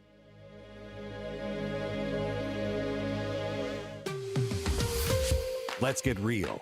Here's the truth about eliminating Missouri's income tax. I'm here with State Representative Bishop Davidson. And Bishop, you've heard the complaints about the proposal. Here's your colleague, Representative Ashley Awney. Frankly, the only thing that this resolution does is increase sales taxes. So what does this do and what does it not do if we say yes? The first part of this constitutional amendment is a constitutional shall. It's a guarantee to the people in Missouri that if they vote for this, that their legislature will enact and shall enact legislation to eliminate income taxes using natural economic growth over time. That means when the economy grows, instead of it going back into the coffers of the state, it goes into the pockets of Missourians. The second part is a constitutional may. It allows the legislature to have a conversation around sales taxes, but only so that they can eliminate income taxes faster and reduce local tax rates like personal property tax and real property. Get the facts at afpmissouri.com. 1949, the last time a Republican held the top post in St. Louis City. A gallon of milk was 84 cents and streetcars ran down Grand Avenue. Unfortunately, St. Louis City streets are no longer the epicenter of family and business life. In the 80 years of Democrat control, our city has been on a steady decline. Hello, Kirk Ilsinger, chairman of the Republican Party for the city of St. Louis, and we believe it is our duty to provide a different path forward. I invite you to our meetings the first Thursday of every month. Learn more at stl-gop.com. Paid for by St. Louis City Republican PAC. Curtis Farber, Treasurer. Do you owe the IRS $10,000 or more in back taxes? Are you being audited or investigated? Has the IRS sent you a letter demanding payment? You may not owe what they claim. Make this free call to the tax doctor now. Let them negotiate with the IRS on your behalf. 800-240-4586. 800-240-4586. That's 800-240-4586. KLGY HD3 Clayton, K270BW Bellefonte, KNBS Bowling Green. This is News Talk STL at 1019, 94.1, and always streaming at NewsTalkSTL.com. Breaking news this hour from Town Hall. I'm Rex Thomason. While acknowledging that nobody knows what it is, President Trump knows, and he's describing the U.S.-Iran deal as a very strong deal. He spoke as the G7 summit wraps up in France. The president pausing the Senate confirmation process for his National Intelligence Director nominee, Jay Clayton. The president would like to get a voter ID bill through Congress first. Clayton, meanwhile, has backers on both sides of the political aisle. President Trump's nomination of Jay Clayton to serve as Director of National Intelligence is drawing bipartisan support from lawmakers and national security leaders. Clayton previously served as U.S. Attorney for the Southern District of New York and as Chairman of the Securities and Exchange Commission. Supporters from both parties point to his experience prosecuting terrorists and cartels, while Senate leaders are signaling they expect a swift confirmation process. Willie Nelson, the White House. It was a dramatic and a deadly scene on a Texas highway last night. A business jet crashed on the roadway in South Texas. One person killed. Laredo police say the plane had 6 people on board when it crashed Tuesday night on the Loop 20 highway near Laredo International Airport. The plane was nearly sheared in half and tipped on its side. Dashcam video on social media shows the aircraft careening down the highway, taking out a light post before coming to a stop. The crash caused chaos. People left their vehicles to frantically try to smash out the cockpit window and free those inside. First responders can be heard calling for a ladder as they tried to free a passenger trapped inside. I'm Mike Hempel. The government reports that retail sales rose by a solid 0.9% last month. This as the weather warmed and gas prices moderated somewhat. On Wall Street this morning, stock futures are mixed right now. The Dow futures down 22 points, while the NASDAQ futures are 190 points higher. More on these stories, townhall.com. You bought an RV, and you got an automatic discount from Progressive by bundling it with your home or auto insurance. That's great, but a serious word of warning every RVer should heed.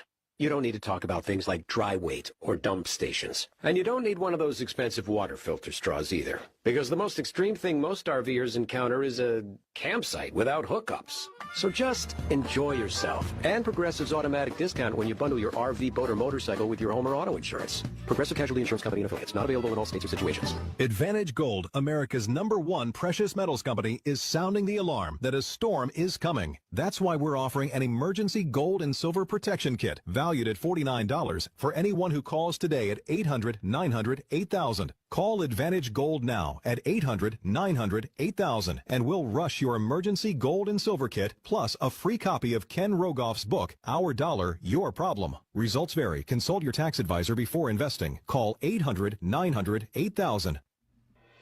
From the News Talk STL Weather Center. Strong to severe thunderstorms possible this evening, but ahead of those storms, it turns hot, humid, and windy. A wind advisory this afternoon, some gusts out of the southwest up to 45 miles per hour. Meanwhile, temperatures spike to around 92 for the high. Let's be prepared for thunderstorms in the metro area from around 7 to 10 p.m. Wind, hail, tornadoes, all on the table. And then rain chances wind down quickly overnight as we drop to a low of 69. A spot shower or two around Thursday, much cooler at 79. From the First Alert 4 Weather Center, I'm meteorologist Matt Chambers. This hour of News Talk STL is brought to you by Stifel, serving investors for over 130 years. Contact your Stifel financial advisor at stifel.com. That's STIFEL.com.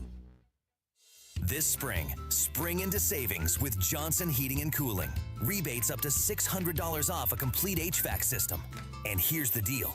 Purchase a complete system and get a free humidifier. Plus, financing available up to 0% for 60 months.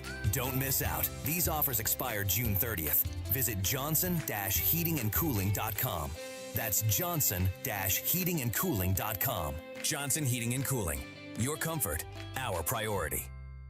Got scrap metal, junk cars, or old appliances taking up space? Turn that clutter into cash. Since 1968, 21 Recycling and Scrap Metal has been the area's trusted name for recycling. We buy copper, brass, aluminum cans, scrap iron, wheels, catalytic converters, AC units, water heaters, washers, dryers, and yes, junk cars too. With our brand new truck scale on premises, getting paid is fast and easy. Old Highway 21 by Highway M or 21-recycling.com. The Vic Porcelli Show. Hey, we're doing a little switcheroony with you this week. Monday, we played fake news. So, what we normally do on Monday, everybody's favorite game show, that's crap. And that'll be Wednesday at 9:25. Weekday mornings at 9 on News Talk STL. Mike Ferguson. Boo! Relax, nerd. Susie Moore. And that would be a good time to respond with some applause. Get up! Get up! Can't you hear the alarm? Get up up, St. Louis? That's a banana republic without the banana. Mike Ferguson in the morning on News Talk STL. All right, we've talked a lot about what Republicans should do when it comes to making their case in the midterm, but what about the Democrats? Very good question. It's not like either party has a lot of trouble stepping on rakes, especially when it comes to election season. Republicans have their issues. Democrats have their issues on that. So you've got a couple different fronts on the midterm elections. One would be who's going to win the gerrymandering contest at this point. Both parties are pretty skilled at that at this point. And yes, it's gerrymandering. But then the other is what are the messaging, and then what are the issues that matter to those people in the middle who are actually going to decide the handful of races that are going to determine whether the Republicans or the Democrats are going to be in charge come 2027. And so we talked to a lot of members of Congress on this program, and I'm looking forward to this one. Joe Cunningham, former congressman out of South Carolina. He was the first Democrat to be elected in South Carolina's first congressional district in over 40 years when he took office, and he joins us right now. Congressman, appreciate you being on the program. And by the way, if people want to check out the book is called, what was it, Life of the Party. I had it right here on my phone, and then it scrolled up on me. Life of the Party, How Democrats Lost the Trust of the American People. And I think I messed up the wording, but that's essentially the gist of it. But that's... Close enough there, Mike. Yeah. You hit it spot on. I had it right in front of me. And how they can win it back, Mike. And I wrote that out of a place of love for the Democratic Party, but honesty as well. I think the party needs that right now, especially considering what happened in 2024 and how they can regain the trust of American voters. Okay, so I want to talk about the affordability and some of the more everyday things that people deal with here in just a second. But one of the things, and obviously, you're on a conservative station right now, is that in so many different cases, we talk a lot about on this show where there's that old-fashioned Democrat. Around here we would say, the Ike Skelton, or the Dick Gephardt, or people like that in this region that people identify with. They were liberal, they were on the left, but they were more the center-left type thing. But now it seems like your party is being driven by the fringe and the people who are all over just issues that repel people in the middle as far as the sexual identity stuff and all that sort of thing. Is that part of what the Democrats have done to lose the trust of the American people? That's part of it, Mike. And I talk about that in the book, The Culture Wars, that the Democrats have been walked into and trapped there and had to defend defenseless positions. The Democrats cannot keep finding themselves on the wrong side of these 80-20 issues. And so in the book, I stake out some which I think will be highly beneficial to the Democratic Party. And for your listeners' benefit, I grew up just a few hours away from where you're at now in far western Kentucky, an area that was once reliably heavily Democratic, partly because of FDR's New Deal that created the TVA, which dammed up rivers and created jobs and cheap hydroelectric power. These are the days when the Democratic Party had big, bold ideas for the working class Americans. And, many people either set out or drifted independent or towards the Republican Party, in part in 2024 because they didn't feel like the Democratic Party was offering them anything. They're talking about social issues or saving democracy, but at the end of the day, it was becoming more and more expensive to live. Wages weren't keeping up with the rising costs of fuel and prescription drugs and groceries, and so folks feel like they've been shut out. And so I wrote that book on how the Democratic Party might be able to win back those voters. And because, look, I understand your listeners are conservative. Whether or not you're Democrat or Republican, you should cheer for having competitiveness in politics because it produces the best ideas. And you should root for a strong Republican Party and a strong Democratic Party to be competitive so we get the best ideas and the best policies that lift up everyone. Both parties have their share of weirdos. I'm the first to admit that. Are the Democrats going to have nationwide? Are they going to have a Graham-Plattner problem come midterms? I don't know. We're gonna find out. I mean, in the last few years, especially with President Trump, Democrats have not held their tongue in criticizing every single thing he does, says, and every character defect. And so when you do that and you take this holier than thou approach, you're going to open yourself up when eventually somebody comes along who doesn't fit that perfect mold. And we all everybody makes mistakes, so that you're not going to have any perfect candidate. The question is whether or not the Democratic Party decides to take every opportunity to attack Republicans or Trump, or whether or not there's some grace and realize that, look, there are no perfect candidates, and we shouldn't be so hypocritical to attack those on the other side, but then ignore the peril within our own party. And, you're seeing a lot of that play out now with, we saw recently yesterday with Hillary Clinton coming out and saying that Biden shouldn't have run. Well, as the first Democrat who's come out to say Biden should not have run, I said that back in 2023. It pains me to know that more leaders did not step up to address that issue. But that's how we find ourselves in the position that we are right now. It's because more people didn't step up and say what people were saying, privately. Yeah, and that's one of the things I've mentioned before. I say that Democrats are better at circling the wagons and Republicans are better at circling the firing squad. Well, as a Democrat who has found himself in the middle of that firing squad from being the first Democrat to say that Biden shouldn't run, I can tell you, firsthand, it can be pretty lonely once you start criticizing your own party. And look, I stand on those words and the op-eds that I penned years and years ago about Biden passing the torch, and I wasn't popular at the time, and kind of, was shut out of a lot of Democratic circles. But I sleep good at night, and I know that had the Democratic Party been true to their word and Biden passed the torch and had an open and fair primary instead of a coronation, then we might have produced a candidate who might have defeated President Trump. But that's that's in the past. But I want the party to at least be honest with American people, because I think that's its first step in regaining their trust. The book is called Life of the Party, How Democrats Lost America's Trust and How They Can Win It Back. It was written by former Congressman Joe Cunningham, who's with us right now. Okay, let's talk about the affordability issue. And I've heard it, obviously a number of Democrats jump in and saying this is the issue for the midterms. And I think Republicans should be approaching that as well. And you may have different takes on how to make things more affordable. But you're sort of gravitating in towards prescription drugs and anything healthcare related. What is it that you think, maybe not Republican or Democrat, but policy-wise, can be done to make life less expensive, particularly when it comes to the healthcare aspect and the prescription aspect? Well, first of all, affordability is the issue. Healthcare is a cornerstone of that. Our healthcare system, Mike, is a mess, and we don't have the time to go into every single nook and cranny today. But it's just anybody who's encountered it understands how expensive and how much of a mess it is. Fixing the prescription drug issue and the high cost that we're paying in our country is probably one of the easiest fixes.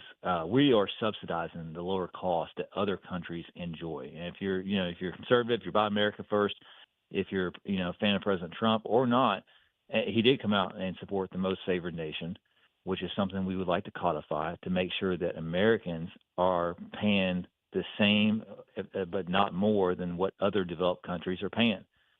That's legislation that can be drafted and passed, and it can bring prices down. There's also, Mike, some patent reform that can be done, because right now, when a big pharma's patent is about to expire, they may manipulate that patent, like adjust the dosage or something like that, and extend the life of the patent and not allow generic drugs to enter the market, because when generic drugs come in, the prices come down. So Big Pharma is manipulating that system to ensure that they have the monopoly and they have the market. When if you're a capitalist, it should be an open market, and you shouldn't be boxing out competition, and you should abide by supply and demand and not allowing pharma to control both. So those are just a couple examples of things that can change, and both of those enjoy bipartisan support. I mean, we got polling, and I'm specifically talking about Democrats, but about over 3/4 of Democrats saying drug prices got more expensive. 83% of Democrats say making prescription drugs more affordable is extremely or very important. So that's a key takeaway as it relates to polling and how voters feel. Congressman, what's the right balance, at least from a policy perspective? And I know we're getting a little wonky here, but to allowing those generics to come in, but still also not disincentivizing the big pharma companies from doing the research and the development. I mean, it's been said that, the second pill that comes off the line cost, $1, but the first one may have cost $50 billion. So how do you strike that balance to keep the medicine's affordable, including with the generics, but also not taking out that R&D that these companies, and I don't think they're the good guys, don't get me wrong, but they do some good things with their R&D. How do we strike that balance? Look, I'm a capitalist. I want people to make money. I want people to turn a profit just as much as the other guy. Where I have a problem with is where you have Americans either not filling their prescriptions or breaking pills in half. I mean, 1 out of 5 people don't fill the prescriptions. 1 out of 7 break pills in half to make it through the month.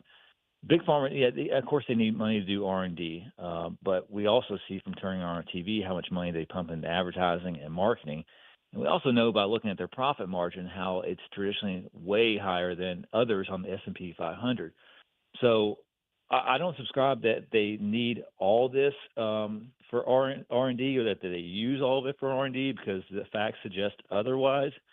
I do think there's some small changes that could be made to the patent process, or look, at least just don't have Americans subsidize the lower costs that other countries enjoy. I mean, why should Canadians be getting these pills cheaper, and then Americans are paying higher prices for it? It just doesn't make sense if these are American companies and their pills and their prescriptions are crafted by the ingenuity and the innovation of Americans in our country, then we should be reaping some more of the benefits of it.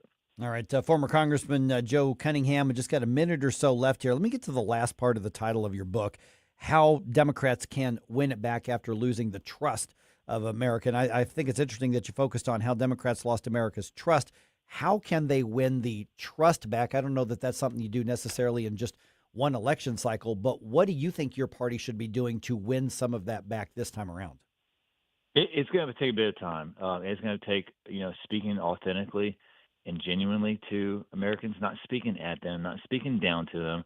We can't disparage people because of who they voted for. There's a lot of good people who voted for Trump, and the Democratic Party needs to acknowledge that. It needs to acknowledge that we're all Americans and that we generally all want the same thing. Our country would be better and stronger and safer.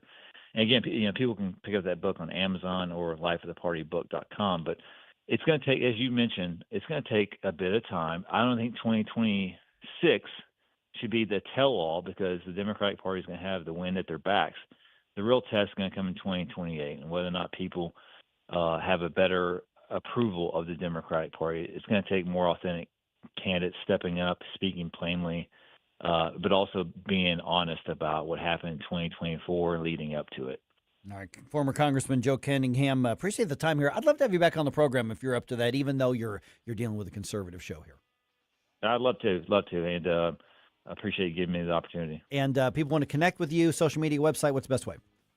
At Joe Cunningham, SC. Sounds good. South Carolina. We'll talk to you again soon. Right. Thanks so much. Thank you so much. All right, not only does our radio station have a birthday coming up, not only does America have a birthday coming up, guess who else has a birthday coming up?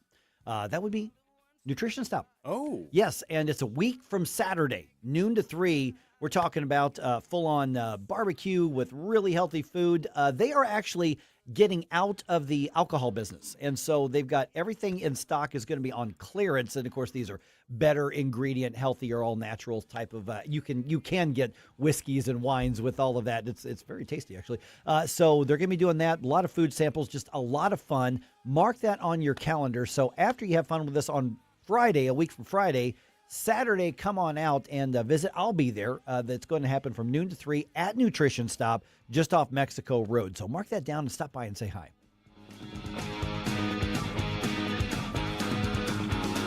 You want to give me more information? Mike Ferguson in the morning. A cross between Socrates and Dirty Harry. On News Talk STL. Tim Jones here from my great friends at Comprehensive Chiropractic, the premier chiropractic and sports performance facility in the region. How do I know? Simply put, they've helped me on many occasions. Here's another solution to your everyday aches and pains. The Studio Health and Wellness Center. Services include Pilates and yoga, both with certified instructors. I can also highly recommend the massage therapy, which is not an indulgence. It's a proven method of healing and restoration. Trust my friends at Comprehensive Chiropractic in Eureka. cchiropractic.com. That's cchiropractic.com. Oh, Adam, you are so romantic. And I love the kitchen you found with all these great crumbs. Yeah, baby, only the finest crumbs in the kitchen for my favorite aunt. Oh, no. It's the pest control company again with those green wheels. They always kill the mood. This is Derek, the owner of All Solutions Pest Control. Give us a call today at 636-486-7888. We'd love to help you out. Learn more about our special $67 offer. You can visit us online at allsolutionspestcontrol.com. If a pest-free home is your goal, call All Solutions Pest Control. Rhino Shield is engineered to outlast paint, formulated to outsmart the elements. Rain or shine, sleet or snow, mold or mildew. Our home exterior coatings intelligently designed to stand up to Mother Nature. Call 877-25-RHINO or 877-25rhino.com. JC's Wayback Machine. It's Father's Day weekend, so we'll have lots of songs about dear old dad. I married your mother because I wanted children. Imagine my disappointment when you arrived. We'll also bring in the first day of summer, and our A-list interview of the week is with Dana Carvey. So I walk into the Oval Office, blown away. I see Bush, and I go, Mr. President. And then I saw Quayle, and without thinking, I went, Dan! All brought to you by the Weber Automotive Group. It's JC's Wayback Machine. Every Saturday night, 6 to 9 on News Talk STL. Hey, this is Chris Arps. If you enjoy a good cigar like I do, check out Dorset Cigar at 11396 Dorset Road in Maryland Heights. They'll help you find the perfect smoke, and they have a fantastic premium selection. Mention promo code NewsTalkSTL for 7% off. Visit DorsetCigar.com. The Democrat Party is going to have to go back toward the center. News, analysis, and opinion. I've never called a talk show before, but this just irked me. 101.9 and 94.1 News Talk STL.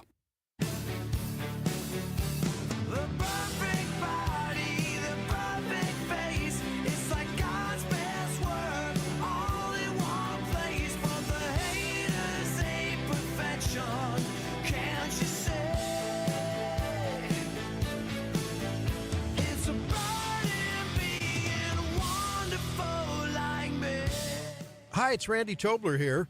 Pour a big cup of coffee and catch my show every Saturday morning from 6 to 9. Right now, it's back to Mike Ferguson in the morning here on News Talk STL. You know, for a hot minute a couple days ago, the big news was we now, in the world, we have a trillionaire. Yep. Elon Musk is the first documented trillionaire. He's now worth like $1.3 trillion. Wow. And so people kind of have a misunderstanding of what that actually means. And that doesn't mean he's Scrooge McDuck and he's doing, you know, the backstroke in a big pile of gold coins or dollar bills. That's not what that means. That means he owns assets worth over $1 trillion, obviously, with X, formerly known as Twitter, and SpaceX. And I think, well, yeah, I mean, he owns, you know, the internet, what link? Starlink. Starlink. Yeah. You know, so he owns these products and services that are so massive that he's now worth $1.3 trillion. And so when you look around social media, you're seeing a bunch of like whiny people. You know, one guy I saw, he's like, I'm living paycheck to paycheck and I have no savings and I'm X number of years old and Elon Musk is a trillionaire. I mean, and so it's like, well, then you should have planned better, you know, for you know, now bad things happen, don't get me wrong. But there was actually some polling that was done by YouGov. And I kind of like YouGov polling. I'm not a big fan of polling at all.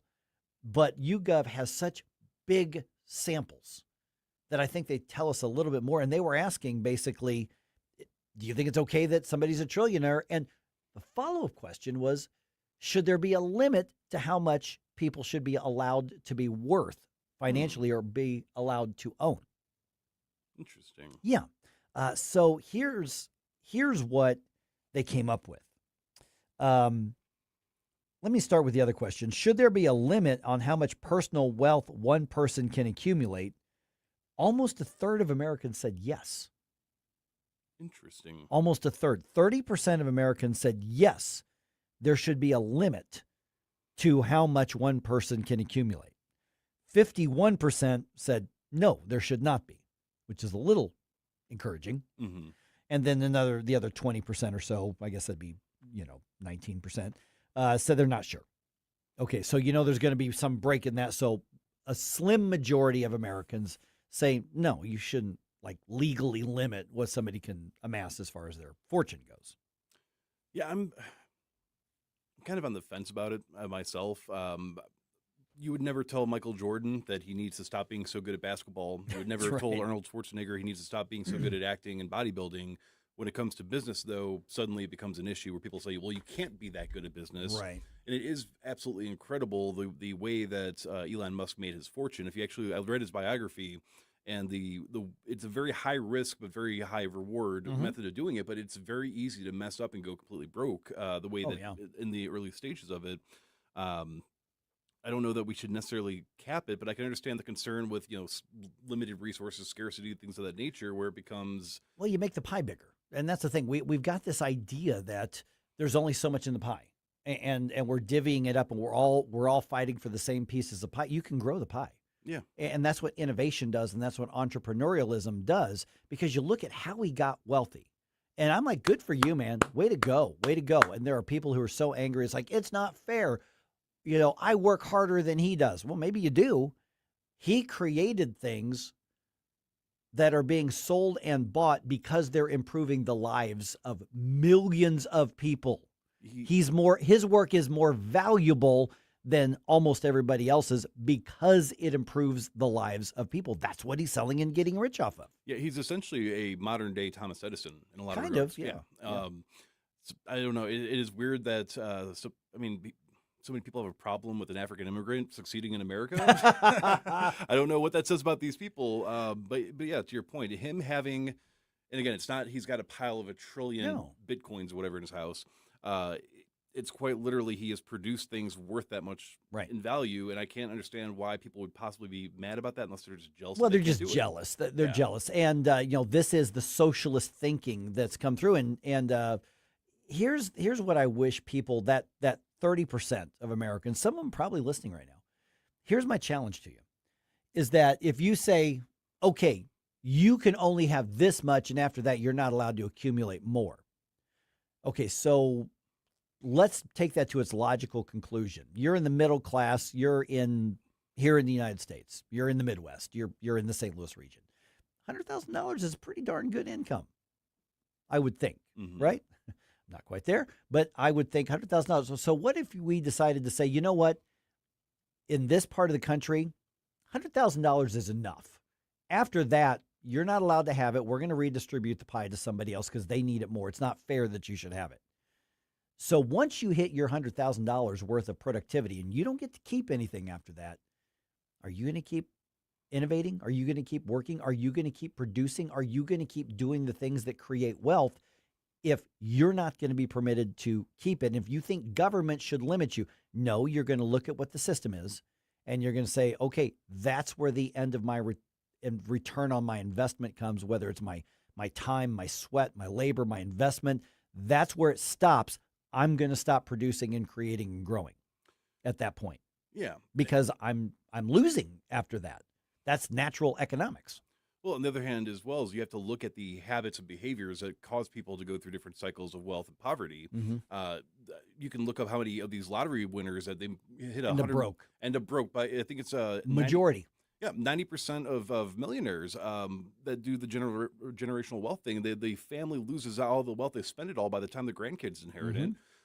It takes a lot more effort than people realize to really actually make and keep that much money, and especially have ideas that are worth that much. And then on the other hand, you don't hear these people complaining about Elon Musk that are mad about how many of our Congress members are out there on limited incomes, but then all their stock portfolios go up. Why are you not mad about the politicians not being effective with their spending, but you're mad at Elon Musk for making all this money? Right. And by the way, Elon Musk created a bunch of millionaires this last couple of weeks because SpaceX. Did you see that, there's a whole lot of people who were working for him and they were given as part of their employment, benefits, stock. I read one article of a janitor who took a bunch. He's now a millionaire because of the wealth that was created through the company here. And so capitalism, true capitalism, not cronyism, capitalism rewards those who solve problems. It rewards those who produce something that makes other people's lives better somehow. Take Starlink, for example. Right. I mean, people that were not having access to good internet now do because of Elon Musk. Yeah, exactly. Do we have time to take a quick comment from Andre? If it can be quick, yeah. Who we got? We got our friend Andre here. Andre, just got a minute or so, but what's on your mind? I I will preface this by saying I am not a socialist in any sort of way. However, I understand where they're coming from, in that you have somebody like Elon Musk who has amassed all this wealth, and then you have these organizations that I think are better than government organizations that are trying to do charity work and that kind of stuff, and they're just struggling day to day just to keep the lights on, much less actually do any work. So I'm not saying the government needs to get involved there. I think it's more a societal pressure needs to put pressure on these people to, of their own accord, kind of distribute their assets a little better. And I think there was a push, I think, online for that. It's like, okay, the challenge is give it all away, Elon. You can never do it, you know. And I'm not even saying give it all away either. Yeah. It's like that's more wealth than like Elon and the next, million people that come after him of his descendants will never have to work a day in their lives. Yeah. Well, and also, a lot of his employees too. He created a bunch of millionaires because people invested in. Yeah, and for sure. Yeah, and that comes down to because there's the moral, personal ick. I don't like it. You're being selfish or whatever. Versus the idea of what should be forced and what should not be forced on that. To me, I'd say if government gets out of the way, more people get rich, and I want everybody to get rich. I tend to agree with you there. Yeah. Hey, man, I appreciate it. No, I get where you're coming from. Thanks so much, Andre. All right, got some thoughts on that? Let me know. 314-912-1019. Gene has an interesting thought on Rumble here. If we were not taxed to the hilt, charitable donations would most likely go up. Or he says charitable donations most likely will go up. Historically, that's what happens, and that's actually true. There's a lot of documentation of that as well. But the questions that were asked in the YouGov one, I just thought it was so interesting. If there were people who say government should stop you from accumulating this much, as though you were still going to produce as many things if you're not going to be rewarded for it. Yeah, the same government that allowed us to get $39 trillion in national debt are the people that should be telling other people what to do with their money. That's a great point. Yeah, brilliant idea. What is actually a brilliant idea, though, is to send me some 80s bump music requests, because today is Bump Day. Bump Day! And I want to hear those songs that remind you of your loved ones. You can include a story if people have already, or you can just send the song and know in your heart who it's for. But I want your 80s music, regardless of genre, that reminds you of a loved one. Send it to me, Jerome at NewsTalkSTL.com, and let me know when you want to hear it. Never feel like they belong. Next to me, they feel like a fool. From the News Talk STL Weather Center. Strong to severe thunderstorms possible this evening, but ahead of those storms, it turns hot, humid, and windy.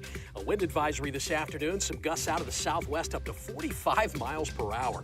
Meanwhile, temperatures spike to around 92 for the high. Let's be prepared for thunderstorms in the metro area from around 7 to 10 p.m. Wind, hail, tornadoes, all on the table. And then rain chances wind down quickly overnight as we drop to a low of 69. A spot shower or two around Thursday, much cooler at 79. From the First Alert 4 Weather Center, I'm meteorologist Matt Chambers. Fox News commentary with Jimmy Fallon next.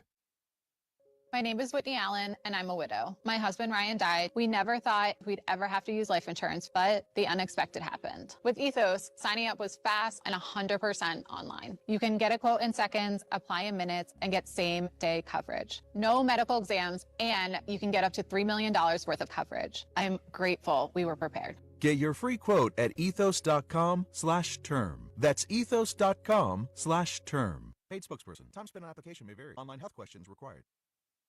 Here's Jimmy Fallon. When you compare modern day things to actual humanitarian scourges that plagued our country, you're denigrating the actual atrocity. It's like when they say Trump is Hitler, Trump is a Jewish daughter. I don't know what you know about Hitler, but he wasn't a big player on the bar mitzvah circuit. Didn't get a lot of awards from the Jewish business community like Trump did. Didn't have a Jewish son-in-law. When you say things like Trump is Hitler, it's designed to get people revved up and make them support your cause because you're the good guys. Except the only problem is you're really denigrating the suffering of the people who actually were killed by Nazis, not to mention the heroism of the greatest generation that went over there and confronted the Nazis. There's no one listening that can give me a correlation between Hitler, who wiped out 6 million people. Okay, Trump isn't killing people. He's not trying to create a master race. For more commentary like this, go to foxnewspodcast.com. NewsTalkSTL.com. With all of the celebrations, anniversaries, and holidays coming up over the next few months, where are you going to go to get that special something for the special people in your life? Newsteaders Fine Jewelers, of course. Newsteaders Fine Jewelers found 24/7 at wowdiamonds.com. Tim Jones here to tell you all about Newsteaders Fine Jewelers. Richard Newsteader and his team serving our region since 1961 with awesome, honest jewelry solutions. They've got everything from diamonds to wedding engagement rings, hand-engraved items, pendants, earrings, and so much more. You can find them 24/7, wowdiamonds.com. That's Newsteaders Fine Jewelers,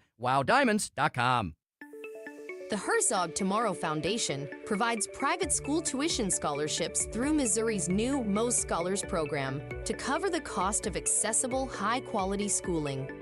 Hi, this is Myella Esser with the Herzog Tomorrow Foundation. Our private school tuition scholarships wouldn't be possible without the support of generous Missouri taxpayers. If you're a Missouri taxpayer interested in redirecting your tax dollars and sending them to Missouri students in need of a better education, please contact me at herzogmostscholars.org. Better education for students creates a better tomorrow for all. Learn how you can help provide a better education for Missouri students at herzogmostscholars.org. That's herzogmostscholars.org. Also, sign up for The Lion, an initiative of the Herzog Foundation that carries articles covering a wide range of issues facing American families and culture. herzogfoundation.com. That's herzogfoundation.com. If you have a phone, you have a radio. Yes, I listen on my phone. Download the all-new News Talk STL app. Love the all-new News Talk STL app. It is awesome. And listen anytime. Love the News Talk STL app. Anywhere.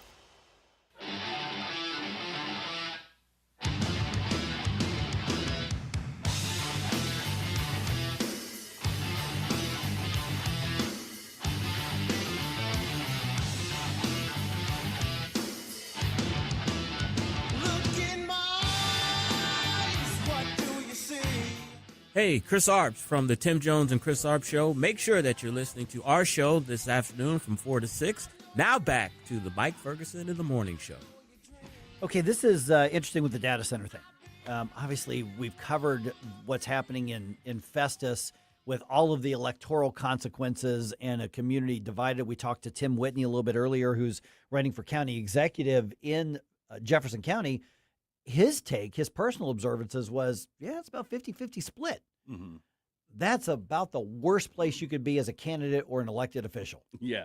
Because you're going to piss somebody off one way or the other. Lincoln County, you had the debacle, a week or two ago where they were going to have a big public hearing on it, but then they wanted to shut off the public comment section. Wow. Well, because there had been some others in the area where it literally went on for like 13 hours. Wow. Yeah. So, but if you're going to have a public hearing, then you need to hear from the public. It's kind of implied by the name, isn't it? It kind of is. So what's interesting is I get this note from the governor's office yesterday, and it was a press release that goes out to all the media, and it was touting a new data center. They didn't even call it a data center. They called it a data center campus. So this is a large-scale project, much bigger than what's proposed in Festus.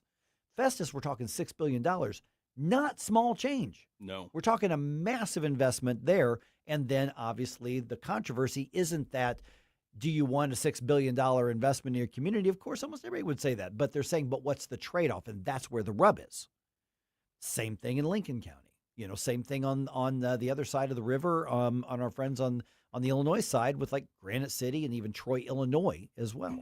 So in Montgomery County, and by the way, Montgomery County, hey, how are you? Because that is in the News Talk STL listing area. That is 94.1 territory right there. Oh, good morning. $10 billion project. Wow. That's for the campus.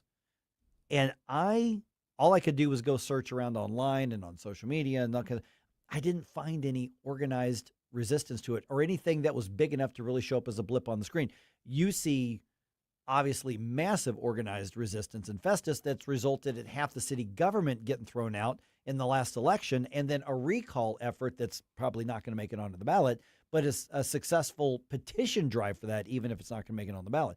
So you very well could have the rest of the city government beaten in the next election. I mean, maybe they'll hold their spot. Who knows? But you've got a very, very fired up opposition to data centers there. You've got the opposition in the city. as well, and then you've got them everywhere. But Montgomery County, they seem to be a little more welcoming with open arms in that part of the region.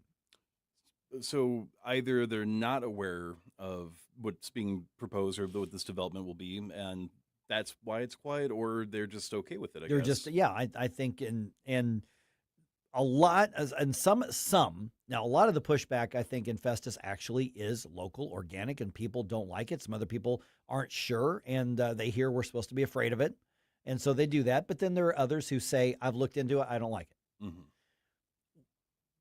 What I can tell with Montgomery County is you've got a rural county, and you've got a lot of farmland, you've got smaller communities, you've got a lot of space, and you've got Amazon coming in and saying, we're going to spend $10 billion, we're going to have 400 pretty highly paid jobs, and in the meantime, we're going to have thousands of construction jobs. Mm-hmm.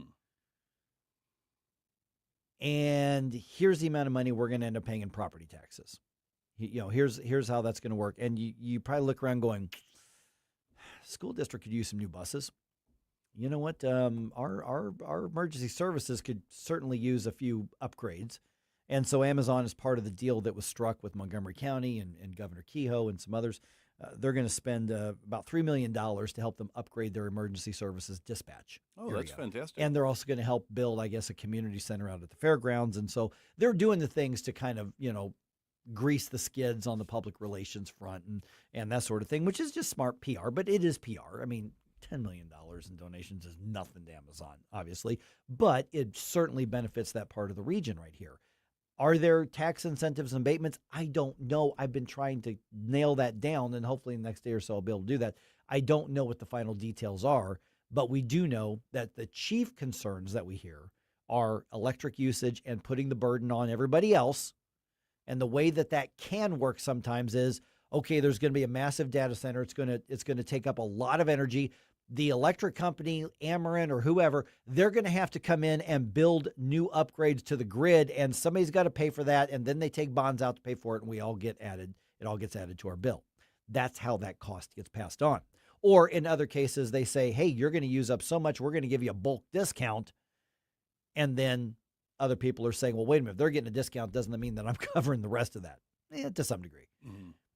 The deal that was struck here, according to Amazon and according to Governor Kehoe's office and according to Montgomery County officials, is that Amazon will not get a discount from Ameren, and they will pay 100% of their electric bill, and they are going to pay for the connections to be built to the data center from the grid. So they're entirely responsible for all the costs of building and developing this. That is basically almost word for word what the statement from the governor says. And also the same with water, that they will pay the entire water bill. Now, a lot of the water that goes in, they've got technology now that a lot of it just kind of goes in the loop, and then it cools things down, and it goes and the water gets cooled. And so they're trying to get out ahead of this on a messaging perspective and saying we're checking these boxes. Now, there's nothing in the statement about the noise that's involved. However, Montgomery County, very rural. We're not talking St. Louis County here. We're not talking St. Charles County. Lincoln County is growing like crazy. It's less rural every day. Jefferson County growing like crazy, less rural every day. Montgomery County certainly has communities in there, has towns in there, but there's more wide open space. So noise concerns may not be as big of a deal out there. So they're actually getting out ahead of it. I'm sure there's somebody who's not wild about it, because anytime you got a small town, I've lived in a number of them, they like things the way they are. Yeah. And they're looking at this and they're probably saying, we're just going to be another city in another 10 or 20, 50, 30 years. And that may be the case. Well, certainly with something of this scale, you're going to need to have more developments for at least housing to Oh, house, sure. the permanent workers, maybe temporary housing for the construction workers. And again, a lot of the people that I've met that live in rural areas, it's either you were born there and you were raised there, and that's, you want to keep things the way you grew up with, or you move there to get away from people and not have a whole flood of new people coming in. And see, that's that character of your community. It is going to change in Montgomery County. And what they're clearly betting on and banking on is that it's going to change in positive ways, or the ways that are going to change are going to be limited to this area, and we're just going to take the benefit and try to keep our way of life in the other areas. The reality is that this is going to start attracting people to want to move to Montgomery County, because you've got, outside of Warren County, you've got Montgomery County right there. So this is going to start attracting those jobs, and it's going to start attracting those investments, because other businesses follow where growth is happening. And growth is the farther away from the city you get, that's where you're basically buying low in hopes of investing. Yeah. There are people now, used to be, hey, you get out of the city, come to St. Louis County. Now it's, you want to get out of St. Louis County, you go to St. Charles County or Jefferson County, or you go to Warren County. Now we're already looking at Lincoln County, and we're looking at Montgomery County just out. That's how far out the growth is going. And you may say, man, you're looking at an hour and 15 minutes into the city. Who can do that? Well, you make work from home now. That's true. We're connected. You don't have to be in a population dense area. It's also a very good point. Yeah. And so that's one of the ways. And of course, one of the reasons that we can do that is because we have the cloud and the technology and the connectivity, and there has to be a data center to do that. It's got to go somewhere in the world. And then the argument is, where does it go? Does it go here or does it go somewhere else? All things to consider. Mm-hmm. Now, I'd like to remind everybody that we are going to be turning 5, not you and I personally, but the station. I'm a big kid now. I can't be... believe I just sang on the radio. You're ruining my thing here, Mike. I just ruined a lot of people's. Yeah, we're going to be celebrating our 5-year anniversary or birthday of being here as a station, and we're going to do it in the most spectacular way that you can imagine, by having the retro nerds come out and perform and meeting up at Frankie Martin's Garden.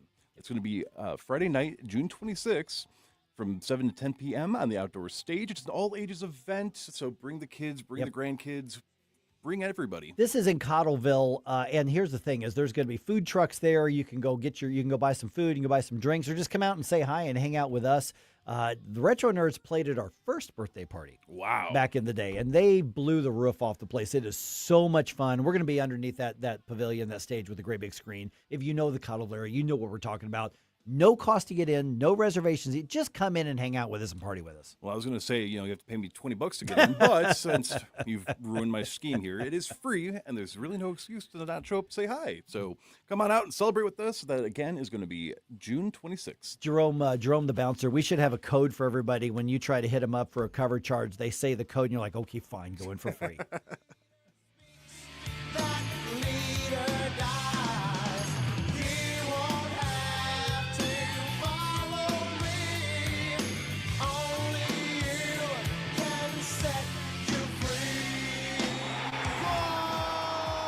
It's not your typical game day look. Sunday, June 28th at Busch Stadium, the Cardinals face the Miami Marlins, and fans can receive a soccer-style Cardinals jersey presented by Purina. Clean, sporty, and unmistakably Cardinals, it brings a fresh energy to the ballpark from first pitch on, and kids take home a vibrant Cardinals soccer ball to keep the action going long after the final out. 2 ways to play, one big Sunday. Get tickets at cardinals.com/promotions. Every Sunday home game is a Kids Sunday at Busch Stadium. From Team Fred Birding games to a kid-friendly DJ, ice cream, and family-favorite activities. Sundays are built for young fans. Plus, select Sundays feature kids run the bases after the game. It's a day made for smiles, memories, and Cardinals baseball together. Make Sundays your family tradition at Busch Stadium. Tickets and details at cardinals.com/KidsSunday.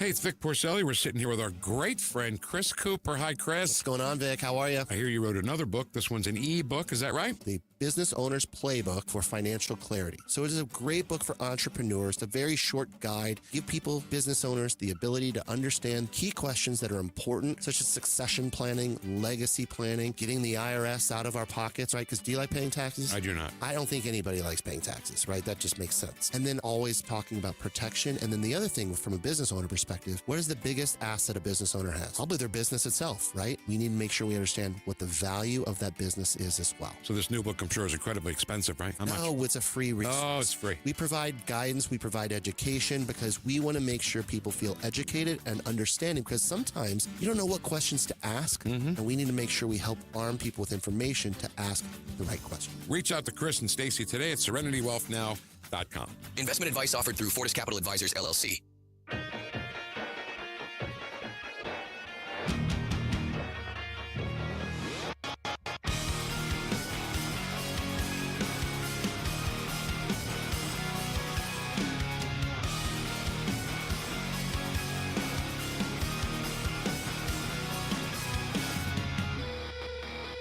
Hi, it's Vic Porcelli. And Ken. Hi, Ken. Hey, Vic. Ken and I are on every Monday through Friday here on News Talk STL. Right now, you're listening to Mike Ferguson in the morning on 101.9 and 94.1 News Talk STL. Whoosh, my morning people. All right, got a lot of stuff going on here. I think we should work in one more kind of news dump, one more news roundup. A Missourian is among those charged in connection with the plot to attack the UFC event at the White House that happened this past weekend. We'll give you those details. Also, we have got the Cardinals on quite a roll right now. Man, they are playing some darn good baseball. Wow. It is 8:50, coming up on 8:51 right now. Let's do one more news dump. The Morning News Dump, brought to you by Lee May Concrete and Block. Successful dump. Wake up, America. It all worked out. They got all the news. The Morning News Dump. The FBI has arrested 5 people in connection with an alleged drone terror attack that was planned for last Sunday's America 250 UFC event at the White House. Obviously, that plan was thwarted.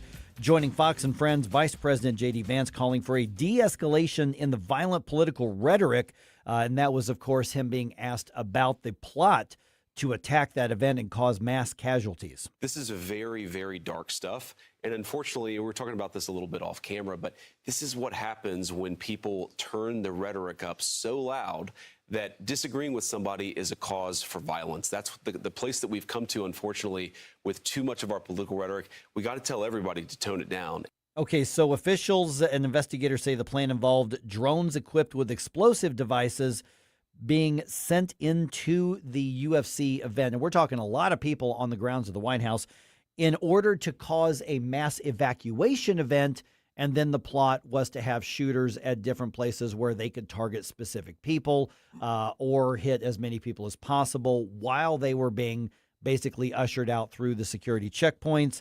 Among the 5 suspects is a 32-year-old man from Northwest Missouri. Daniel Eskridge is accused of coordinating the plan. And what we know, or what we're being told so far, is that this was beyond just the fantasy stage. They were planning. Some of them had purchased a lot of ammunition and weapons. Some of them had trained and traveled to train, and they were looking at reasons from I hate capitalism to I hate Trump to I hate Israel and Jewish people. And you had a lot of anti-Semitism involved in some of this as well. Yeah, this had been planned out for a couple of weeks before the event was scheduled to happen, but it got to the point where, they were organizing into different groups with specific roles, and they were accepting people to take volunteers to take those roles. So this is not just hey, wouldn't it be great if this terrible thing happened? This was them actively planning and actively recruiting for an insane domestic terrorist plot. Mm-hmm. Yeah, that's exactly what it is. It was a terroristic plot. That's precisely what it is. Not activism.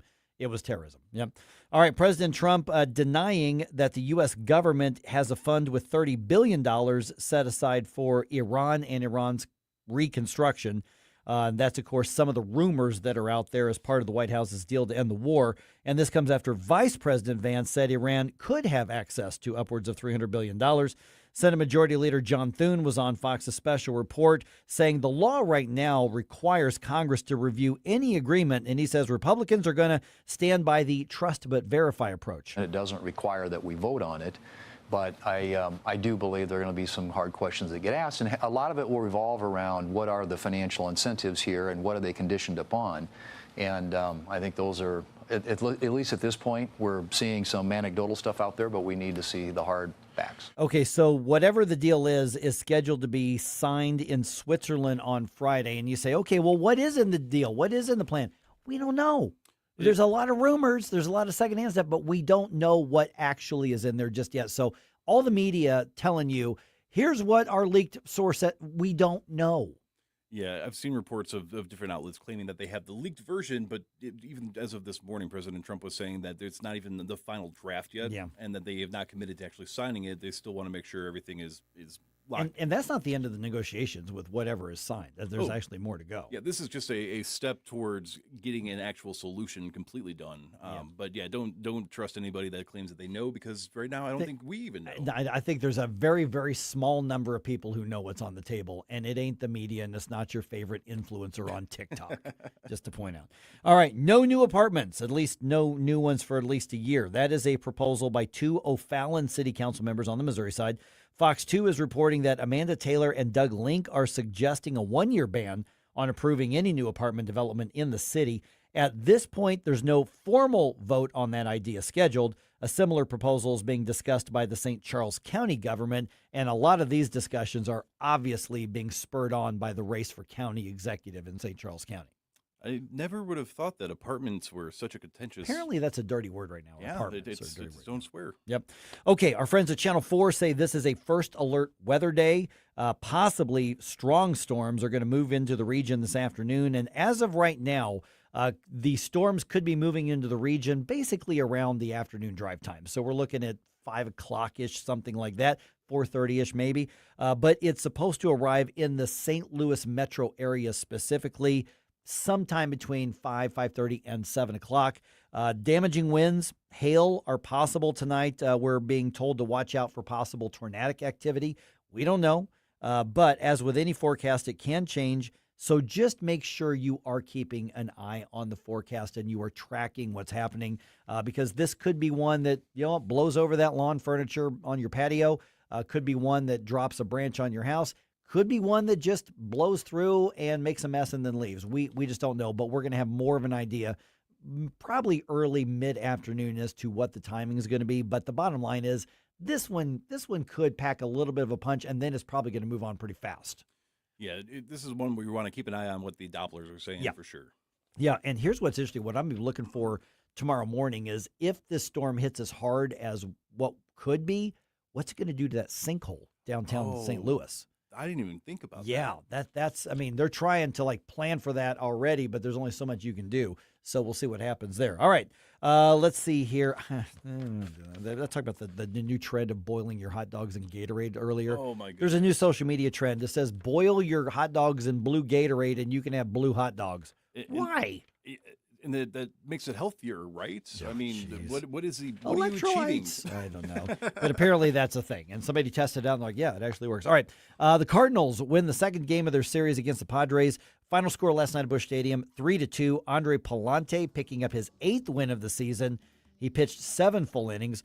Birds are going to try for a sweep this afternoon. Game time is 1:15. They're going to have Kyle Leahy on the mound for this one. Cardinals are still in second place in the National League Central. They are now 4.5 games behind the Brewers in the Central Division, meaning they gained a game just over the last couple of days. If the playoffs were to start right now, Cardinals are in the wild card spot. They're in a good spot right now. Are you tired of hard chlorinated water drying your skin out, tasting bad?